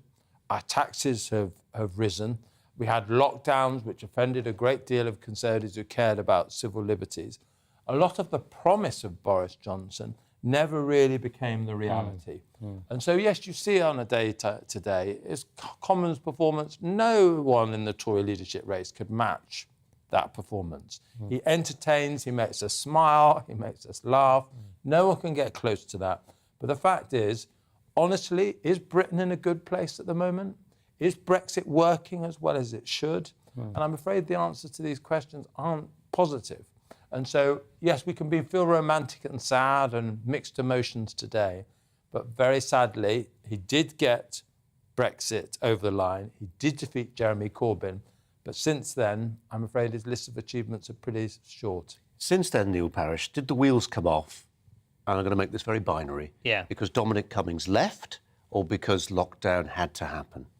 I think probably both of those, and of course, you know, he and Dominic Cummings always has, you know, sharpens his knife in the morning, ready to stick it in, and of course he did the same over Christopher Pincher, you know. So and I think sometimes, you know, Boris, and he was right in many respects over lockdown, but of course, what's fascinating now, we've probably got more COVID in the country than we've had for a very long time. A lady who pleads for us, she's also a school, goes into schools, and she told them she had Brexit, and they said, well, how do you feel? Well, you feel all right. Well, come on in, you know, and yet we were pouring over, weren't they, with statistics. So, you see, I think some of Boris's problems, he tried to please us all of the time. I used to go in to see him about farming. He said, oh, don't worry, Neil, we'll look after the farmers. And then, dare I say it, Tim, you know, some of the great free traders would go in, we don't want any controls over food standards or anything, animal welfare in these trade deals. And, of course, Boris would agree with both of us and both sides. But, of course, in the end, he might have been better off telling me, well, Neil, it's all going to be quite difficult to get this in. But whereas it's always, no, I'll do it. And I got on very well with him.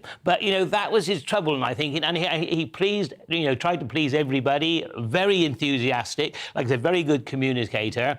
But I think in the end, you have to have a direction of travel. And if, dare I say it, you know, because you were asking just now, weren't you, what was the philosophy of Boris Johnson? Well, the philosophy was to sort of get out there, communicate, get elected and get on with it. And yes, get Brexit done. But then once we got into Brexit, are we making, you know, we should actually be challenging the EU on all these rules they're putting our exporters through. You see, lots of things we should be doing. It seems to me we're perfectly capable of creating rules of our own doing that aren't necessarily the right ones. In terms of people who influenced him, I'm just thinking of Carrie Johnson's role, in particular with a legacy, I'd call it a landmine, a policy landmine, which hasn't yet even started to go off. But I think as a farmer, you will worry about it, and I'm sure you've got farming friends who will worry about it too. The animal sentience bill will cause enormous problems for the rural community in years to come. And that was Boris arguing at the behest of Carrie Johnson. Yeah, there was definitely an axis, you know, between not only Carrie but certain ministers within, you know, within government, and I think that was a real problem because I think, you know, as the Prime Minister's wife, I'm sure you can actually say to the Prime Minister, I'm not very happy about this, that, and the other, and I'm sure, you know, my wife certainly tells me that, certainly lately, but like I said, you know, what I think she shouldn't have done. And you see, and there was another issue, because I'm a farmer, and you see, I'm really keen on where there are infected badgers with TB. Unfortunately, you do need to cull them because they spread it to your cattle. I mean, Carrie was very involved in stopping a cull in Derbyshire, and all the farmers knew that. And so this was wrong, I think. And so, I mean, let's sort of move forward from that. And I think, you know, I mean, I think Boris will have a great legacy, but I think, like I said, unfortunately, the world caught up with him, really. Tim, I'm thinking back to a couple of conversations I've had recently with people who sniffed me out as a Boris sympathiser and decided to tuck into my jugular. And I found myself saying to both of them in both instances, the bit you don't understand is there are loads of people, and when I used to work at Sky News, I'd stand on the news wall and lament the apathy amongst the public at large. Then Brexit happened, and suddenly we saw a massive amount of political engagement, which we then didn't like, or at least sections of the media certainly didn't seem to like. And I know lots of people in my hometown of Bradford. Certainly I can think of my sister who still works on the co-op there, and she's not politically engaged, but she knew one big thing, and that one big thing was she remembers that Boris delivered Brexit. Yeah, absolutely. And it was a huge, and I think probably the most consequential decision he took as Prime Minister. I don't know whether Neil would agree with me on this. Got lots of things wrong. Like, I don't really understand why we have a pro-Parliament. But when he threw out those 21 MPs who were resisting Brexit, it couldn't have been the clearest possible message to your sister and other people that actually he was serious. When you were willing to expel people like Ken Clarke, you know, you were absolutely communicating to the electorate, we're going to get Brexit done, because the media in Westminster were horrified that the Conservative. The problem was, I think, after that, he never really invited everyone back. Once Brexit was done, he didn't reunite the party. He didn't bring the big beasts and talents into his cabinet. And I think if he had done that, we might have had a much more successful government than, unfortunately, we have had. Neil, before we let you go, I did a monologue yesterday, which for technical reasons, didn't really work, but it was exploring that speech, the address he gave last week. He used the phrase deep state. And I know what he meant, and he meant the establishment. What used to be a conservative establishment has become a very progressive liberal establishment, hasn't it? But phrases like deep state, doesn't it belong on the internet? I think it does, and I think, you know, sometimes we've got to be careful that we don't talk out of the Westminster village and in a language that, and of course that's what Boris on the whole is very good at, is communicating beyond that. And, you know, the people from Red War, really. And of course, you know, now it's very much, isn't it, to concentrate on cost of living crisis, inflation, all those things. So interesting as we go into the debate now between the two new candidates to see how they perform. And I think Rishi will perform better than Liz, but who will actually they vote for, the members in the end? Fascinating, because we must replace Boris now, unfortunately. Well, not unfortunately, because I think he had to go, but I think he has many good parts that hopefully he'll be remembered for. And today in the House of Commons, I think he performed really well, and he must be very pleased that on his way out, at least he did a damn good performance at the end. But Boris is a performer, and perhaps almost too much, dare I say. Well, I don't think he's finished, by the way. No, the way he kept on saying for now. He's just going to perform on a different stage. I can sympathise with him on that one. Thanks for coming in, really appreciate it. Coming up, we're going to be discussing, as Neil Parish was just saying, who those final two candidates will be to be the next Prime Minister. Who's the best one to take on Nicola Sturgeon? There's a question we haven't addressed so far. First, a short break.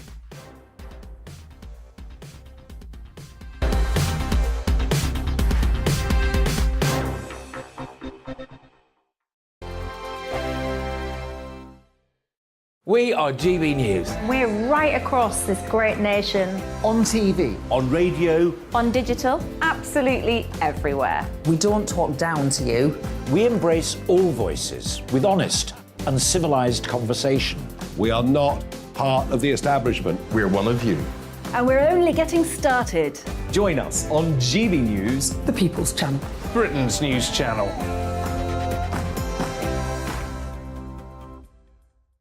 Hi there, it's Stephen and Anne. At breakfast from 6 a.m, you'll always be caught up with everything you need to know, the latest headlines, opinions and debates. We'll bring you the good news and the bad, but most of all, we're here for you. Remember, send in your views and let us know what you would like us to talk about. That's because we're your news channel. And every morning at 6 a.m, it's breakfast on GB News.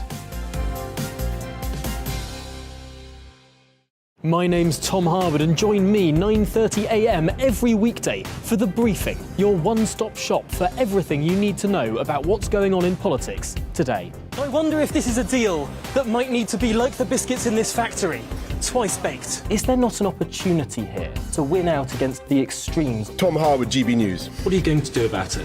Things should have been done differently, and they certainly are being done differently. Don't miss it. The Briefing with me, Tom Harwood, 9:30 Monday to Friday on GB News.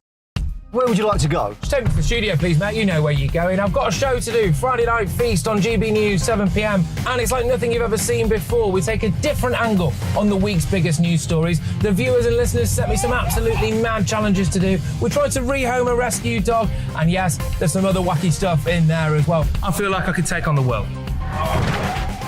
Well, that's that. Friday Night Feast with me, Patrick Christie's, every Friday, 7 till 9 p.m. on GB News. Be there.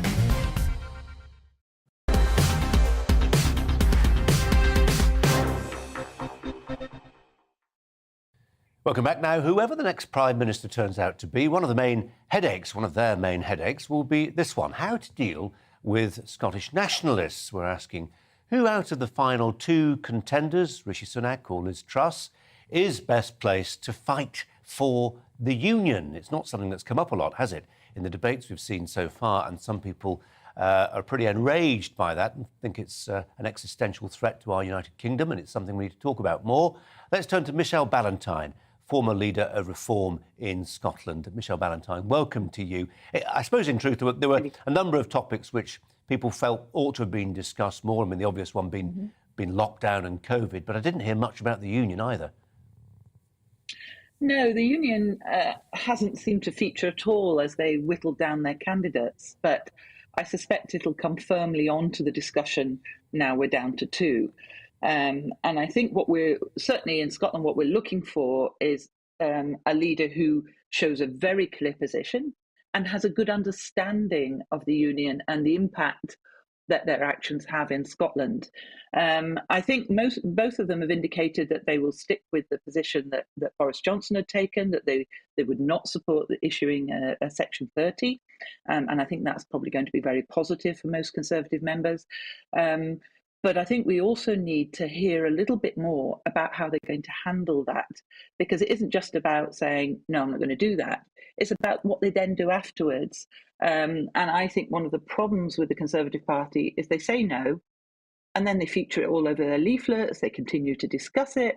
If you're going to say, no, that's not important, we're going to feature on the other things, we're going to drive the economy, we're going to make sure small businesses can flourish, we're going to get funding to where it's needed. I mean, there's a great scheme going on through the Levelling Up Fund at the moment where money is coming to councils to actually do the projects they want to do. But if they keep then talking about the potential for separation, they bring it back onto the agenda. So I think it's time that we heard a clear position about how they're going to tackle the cost of living crisis for families, how they're going to get inflation under control, and how they're going to benefit Scotland through increasing productivity and increasing the ability to Scotland to compete on a world market. The benefits of Brexit, really.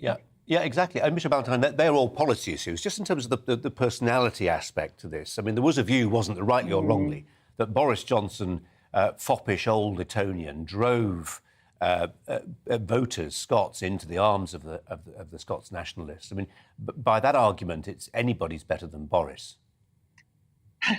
I think if that were entirely true, you would be hearing a massive clamour up here.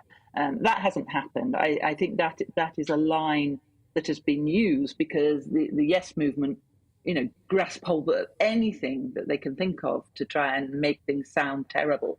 The reality is that the position towards separation hasn't improved at all. And if you look at the polls, if anything, since Boris came down, it kind of went up slightly and now it's come back down and people are much more back with that sort of positive for the union. So I don't think that is actually a true line.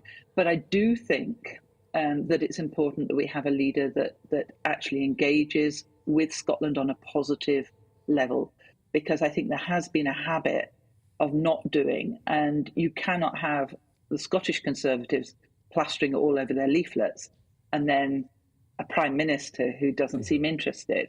I genuinely think Boris was more interested than he got credit for, certainly maybe latterly and around the levelling up side of it.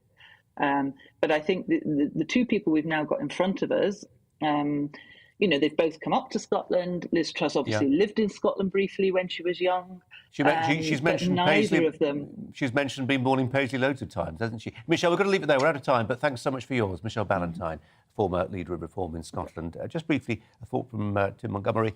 I consider myself British first, English second. I think the union's in trouble, and I think that our politicians inevitably focus on the threats at hand, most obviously COVID recently. They've ignored the threat to the union.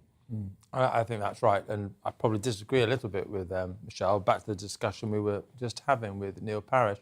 I think one of the reasons why Boris Johnson did have to go in the end was he didn't really have that relationship with the Scottish people that you'd want when the union was in danger. He wound Scots up in various ways for whatever reason, and I think almost whoever succeeds him now as Conservative leader may mean the union is a little bit safer. And I think for unionists such as you and myself, Colin, that's a good thing. Well, interesting take. Tim, thanks very much indeed. We're going to bring you much more on that leadership election. Big decision reached an hour and a half ago. Penny Mordaunt's out, and we'll be discussing what that means. We're also going to be discussing the stands taken by Brussels, the EU, towards Taiwan. There's a new EU envoy in Beijing who's appeared to back its reunification with China, Taiwan's absorption into the Chinese mainland. What on earth is Brussels thinking? We'll have the latest news headlines first, though, with Polly.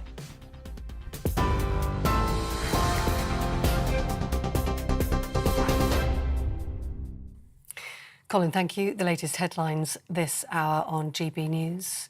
Rishi Sunak and Liz Truss are the final two candidates in the race to be the next leader of the Conservative Party and ultimately Prime Minister. Penny Mordaunt has been knocked out of the race, scoring the fewest votes, just 105. The former Chancellor Rishi Sunak, who has led every vote so far, received 137 votes.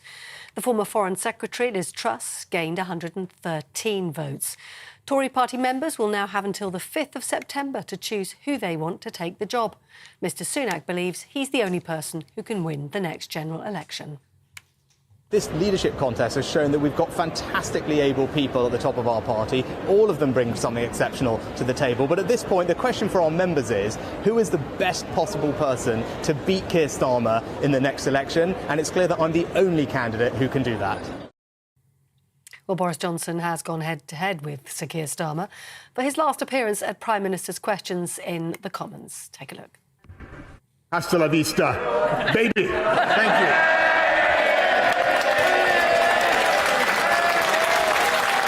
Bringing everyone to their feet in the chamber. Those were his parting comments in his own inimitable style.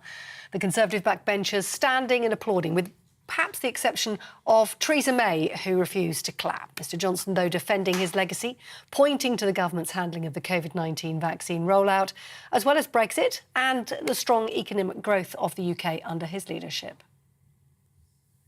In other news today, retired pig farmer David Venables, who murdered his wife and then dumped her body in a septic tank in 1982, has been sentenced to life in prison with a minimum term of 18 years.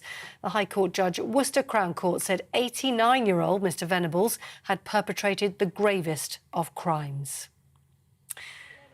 The Assistant Commissioner of London's Fire Brigade said yesterday was the busiest day the service had had since World War II. Jonathan Smith said they received more than 2,500 calls and responded to more than 1,000 fires. That's after large blazes swept through large parts of England amid record-breaking temperatures of over 40 degrees.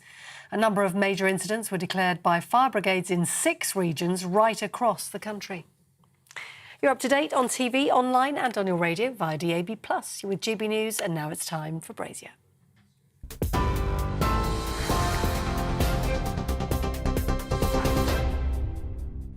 Direct Bullion sponsors the Finance Report on GB News for gold and silver investment.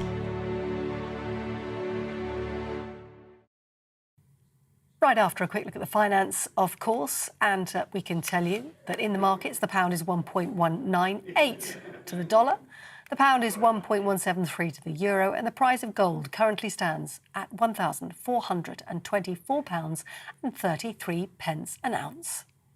Direct Bullion sponsors the Finance Report on GB News, investments that matter.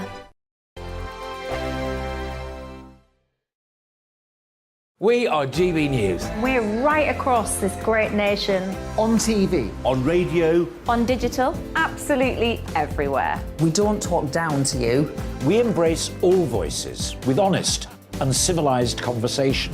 We are not part of the establishment. We're one of you. And we're only getting started.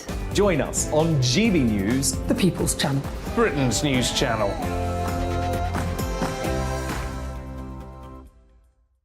Hi there, it's Stephen and Anne.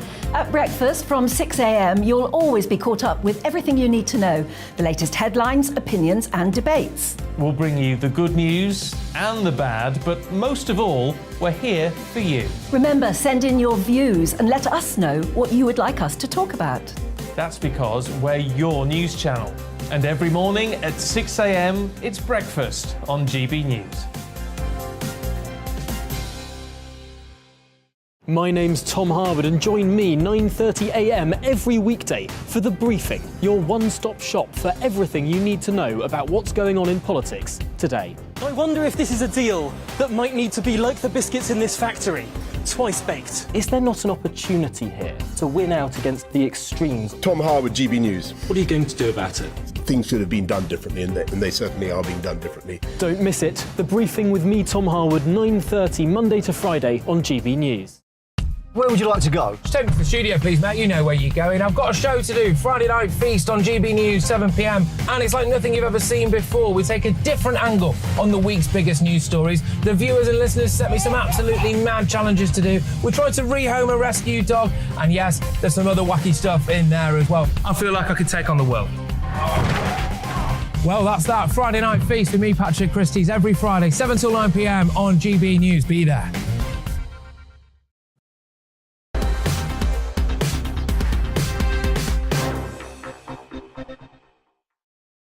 20 to 6, welcome back. If you're just joining us, Penny Mordaunt was voted off the Westminster equivalent of Love Island, the Conservative leadership contest, about an hour and a half ago. What then Labour's reaction to this twist in this ongoing story? The Labour MP and Shadow Secretary of State for Scotland is Ian Murray, who joins us now. Ian Murray, appreciate your time. Penny Mordaunt's out. It's going to be Liz Truss or Rishi Sunak. Who would you rather face? Well, if I can take your analogy of Love Island one step further, we've seen this episode before, haven't we? These are two continuity candidates that are offering nothing different to the country. These are the candidates that were lieutenants to Boris Johnson. They backed Boris Johnson every single thing that they've done. And the country's cost of living crisis and everything that's currently wrong with the country are as a result of these two people as well as Boris Johnson. So we have two continuity candidates that offer nothing. So we're frightened of no one. Slightly worried when people pick up a metaphor of Love Island. You've no idea where they're going to run with it and where it necessarily ends. You kept it clean, thank goodness. We were just replaying a few minutes ago those 2 minutes of Boris Johnson today. Light-hearted stuff, quite fun, quite knockabout. Big sort of punctuation mark in the life of the country in terms of prime ministers. Last we'll see of him in the chamber. Obviously, his members were pretty chuffed, applause. Your members pretty much sitting on their hands. I mean, you're caught in a cleft stick, aren't you? Had you applauded him, you'd have been accused of hypocrisy. But nonetheless, it looks odd to the public when a warm-hearted occasion like that sees one side of the house, they're in raptures, and the other side of the house, it's all long faces and gloom. Well, it's really quite interesting, isn't it? Because the person on the Conservative benches today that didn't applaud was the former Prime Minister, Theresa May. And I think the country will be very glad to see the back of Boris Johnson as Prime Minister and all that he's brought to Parliament. Keir Starmer gave a tribute to Boris Johnson at the start of his contributions. But don't forget all those people that were standing and clapping and cheering and whooping and waving their order papers are the very people who've taken this Prime Minister out. They don't want him to be there. They're probably clapping and cheering that he's actually decided to leave. He should be leaving today. The removal people should be outside number 10 Downing Street, removing him from Downing Street. But he's hanging around until September, and I'm not quite sure that's very good for the country or very good for the public. So the hypocrisy actually comes from those Conservative members today who've been cheering with joy and adulation at this Prime Minister. But in actual fact, they're the very ones who've had the vote of no confidence in him, put their resignation letters in and stabbed this Prime Minister in the back. Different topic, but we were just literally talking about it 3 minutes ago, what either of these candidates will mean for the Union. It's not a topic that's come up in the leadership debates, at least not so far. My studio guest here, Tim Montgomery, who's a former advisor to Boris Johnson, felt that Boris Johnson has been a block on unionism because he can almost drive into the arms of the nationalists, Scots, who just don't like him for whatever reason they have. And he certainly advanced the view that the unionist cause is better served by anybody but Boris. Well, the unionist cause in the United Kingdom is best served by a UK Labour government. Even the Conservatives would admit that, and there's no doubt that Boris Johnson has been a bigger threat to the United Kingdom than any nationalist. I'm not quite so sure if Rishi Sunak or Liz Truss will be any better for the Union. They certainly can't be any worse. Boris Johnson's approval ratings in Scotland were minus 72. It's very, very difficult to get that low an approval rating. So will Boris Johnson being removed from Downing Street help the Union? Who knows? Will these two candidates, one of which will become Prime Minister, help the Union? I doubt it, but the best way to keep the United Kingdom together and to quash nationalism is a UK Labour government with a fresh start for this country led by Keir Starmer, and all the opinion polling shows that. That is the Shadow Secretary of State for Scotland, Ian Murray. Mr. Murray, appreciate your time. Thanks a lot. Now, the new EU ambassador to Beijing has said that Taiwan should be part of China. These are the words of Jorge Toledo Albinania, who told I'll be repeating that later, told a Spanish newspaper this: the EU does not defend the independence of Taiwan, rather a peaceful reunification.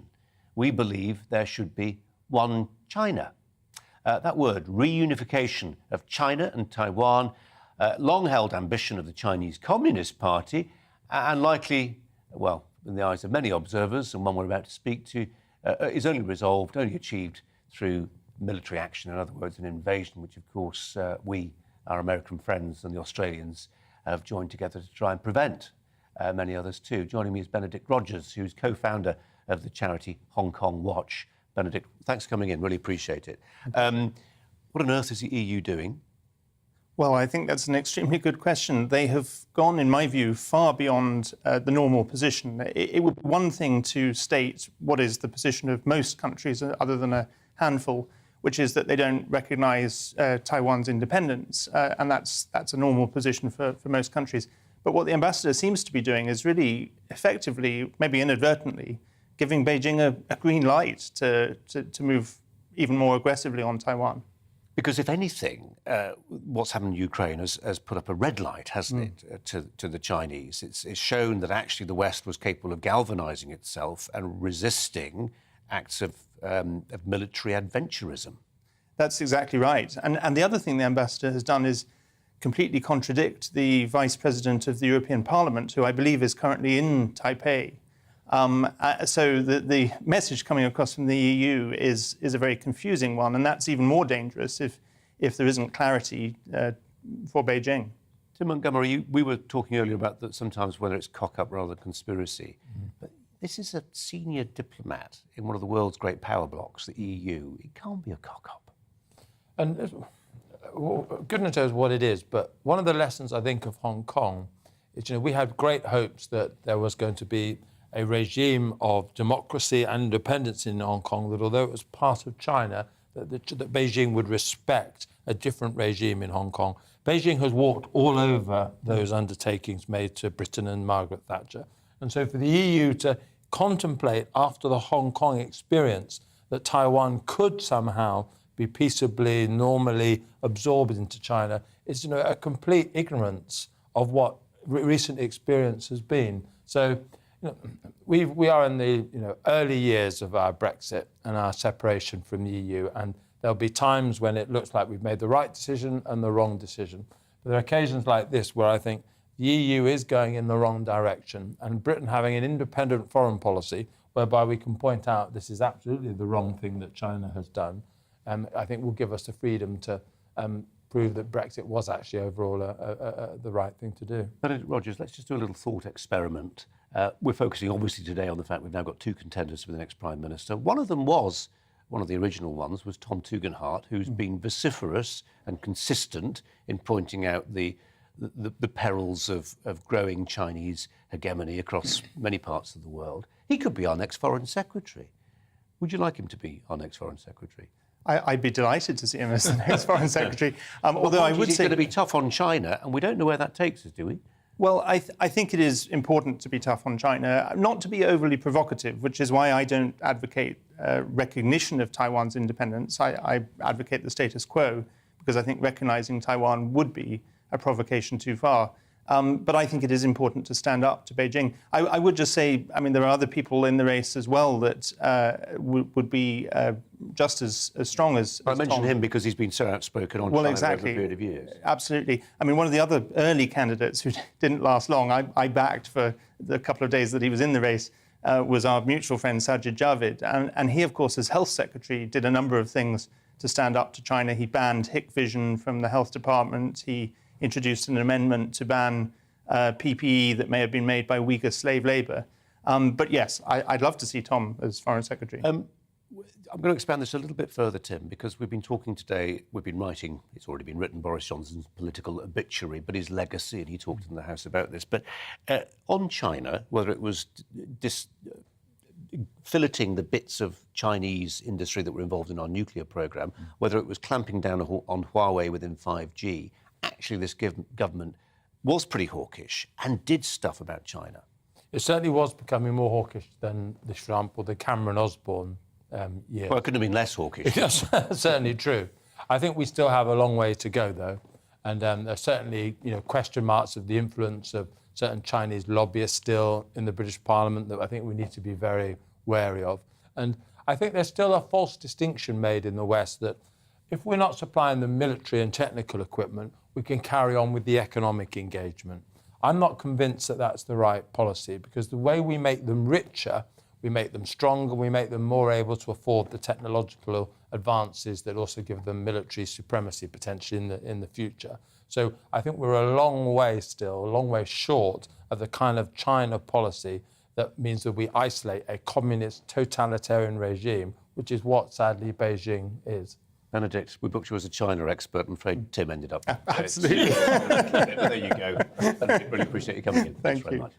What a complete change of tack. Wild bison, some of them, are back in the British countryside for the first time in the best part of 1,000 years. 3 female bison have been released into the West Blean and Thorndon Woods Nature Reserve in Kent and are awaiting the arrival, we're told, of a German bull. The giants will reportedly act as eco-engineers working to improve biodiversity in the nature reserve. Let's turn to the Director General at the Wildwood Trust, who is Paul Whitfield, who joins us. Hi to you, Paul. Why are we doing this?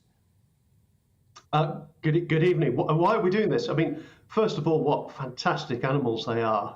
The idea of having a species like that back in the wild in Britain is absolutely phenomenal. But fundamentally, the reason why we're doing it is exactly as you said, so that these animals can act as ecosystems engineers within that woodland. What they'll be doing is doing all sorts of things within that habitat that will create complexity, open up spaces, and actually cause an explosion of biodiversity and make a far more biodiverse and resilient woodland for other species. Paul, how docile are they? I think I'm right in saying, when this story came up a couple of days ago, I scratched around the back of my head, and I think not far from where I live, somebody commercially farms bison. Correct me if that can't be true, but I've got a recollection of that. But are they manageable animals? I mean, you know, there are problems with livestock coming into collision, sometimes with walkers, for instance. Might that be a problem? Yeah, I mean, they are very large cows, effectively, with fairly significant horns on them. But as a species, they are very calm. They're not remotely aggressive at all. You see the incidents that have been happening in Yellowstone recently with an American bison, which is a very, very similar species, where they're having a couple of attacks on people. But in every single one of those cases, it's where a person has been far too close to the bison and has been ignoring signs from the bison to back away. These bison in Kent are behind fences, so the public are not going to be coming across them. So they are, you know, people will be safe. And when we talk about eco-engineers, just unpack that for us, if you would. Yeah, I mean, the bison in particular do a lot of things within the woodland that actually changes the environment around them. So they rub up against trees, and trees like oak and silver birch that have evolved with bison and animals like that are fine. It doesn't really bother them. But there's lots of non-native pine trees within this area of woodland. And actually what they'll do is they'll strip the bark off those trees. And that will kill those trees. It will leave standing dead wood in places, which is amazing for insects and birds and bats. But they'll also push some of those trees over, creating openings and clearings within that really dense coniferous forest, where lots of shrubs and native species of trees will be able to grow back. They also create dust baths where they roll around in the ground, creating these big open shallows. And all around the edges of those are a whole microhabitat for all sorts of insects and reptiles and herbs and fungi that only really grow there. They do so much there. They'll eat a lot of the brambles. One of the fascinating things we've seen, they've only been out for 2 days, but they seem to be finding the areas where there's bits of rhododendron and just trampling them away to nothing. So they're in there doing all the work that we normally send people in to do at huge cost. Any animal that disposes of brambles has got to be a welcome addition to the countryside. Paul Whitfield, thanks very much indeed. Michelle Dewberry joining us now to tell us what's coming up on Michelle's show. Michelle. Hello, Colin. Well, of course, yes, we'll be looking at the remaining 2 now. We know, don't we, who is potentially going to be our next Prime Minister, Liz Truss, Rishi Sunak. So I'm interested in my viewers' thoughts. Who do you want out of those 2? Not a great choice, is it? Let's be honest about that. But we are where we are. Also, a police force ahead of it as basically its officers are spending way too long dealing with mental health issues. He's threatening, if it continues, to send a bill to the council because he reckons it's the council's job, not the police force. Are we losing our way in terms of what our police force are getting busy with in this country? Also, IVF. There's been a new women's health strategy now. Long story short, among other things, it makes it easier for people to access IVF, stop the postcode lottery, as it's called. And I'm pondering, is that the purpose of the NHS, to provide people with free IVF, to help people have children? Yes or no? Peter Hitchens and Marianne O'Hotter are the two that I'll be debating all that with. As usual, a story there that I'd like to have covered actually on IVF in some countries in Europe is totally free. In Hungary, they've nationalised IVF. You don't pay for it at all. Michelle, thanks very much indeed. Tim Montgomery's alongside me for a final thought on the leadership election, though I'd quite like to talk to you about rewilding, because it's one thing to reintroduce a bison. Wolves. I'm not convinced by wolves, nor are farmers in France. Better idea than wolves, I think. Yeah. Leadership election, closing thoughts, 20 seconds. Who's going to win? And why? Certainly can't go that far, but I think I'll be backing Liz Truss, and I think I'll be backing Liz Truss because I think she's ideologically closer to where the Conservative Party is. I think also Rishi Sunak, of course, has been the Chancellor when we've really gummed up the economy, when we slowed down, when we've had the inflation problem. I think we need a clean break from that. So I'm not enthusiastic about the candidates. I think I'm going to back Liz Truss. Tim Montgomery, pleasure having you in. Thanks very much indeed. Much more news coming up. Stand by for Michelle Dewberry. Good evening, Alex Deakin here with your latest weather update. After all the lively weather of the heat and then the thunderstorms, tomorrow is, well, pretty average actually. A lot of dry weather around, temperatures close to average as well, thanks to these cold fronts which are pushing away yesterday's extreme heat. But they have triggered one or two thunderstorms and still one or two rumbling on well into the evening across parts of eastern England. Hit and miss, but some torrential rain is possible. It could cause a bit of disruption. They're tending to fade as we go through the night. Certainly many western areas having a dry night and a relatively clear night across Wales, western Scotland, and a pretty comfortable night, certainly compared to earlier in the week. Temperatures, some towns and cities staying in the teens, but generally, as I said, a much more comfortable night. Temperatures tomorrow will be close to average, quite a lot of cloud around, and we will see maybe one or two showers over the Midlands, particularly late in the day, northwest England, maybe southwest Scotland. But for most places, it's going to be dry and bright, and we'll see some sunshine coming through West Wales, southwest England, northern Scotland. And temperatures close to average across the north, high teens, low 20s, further south maybe into the mid-20s.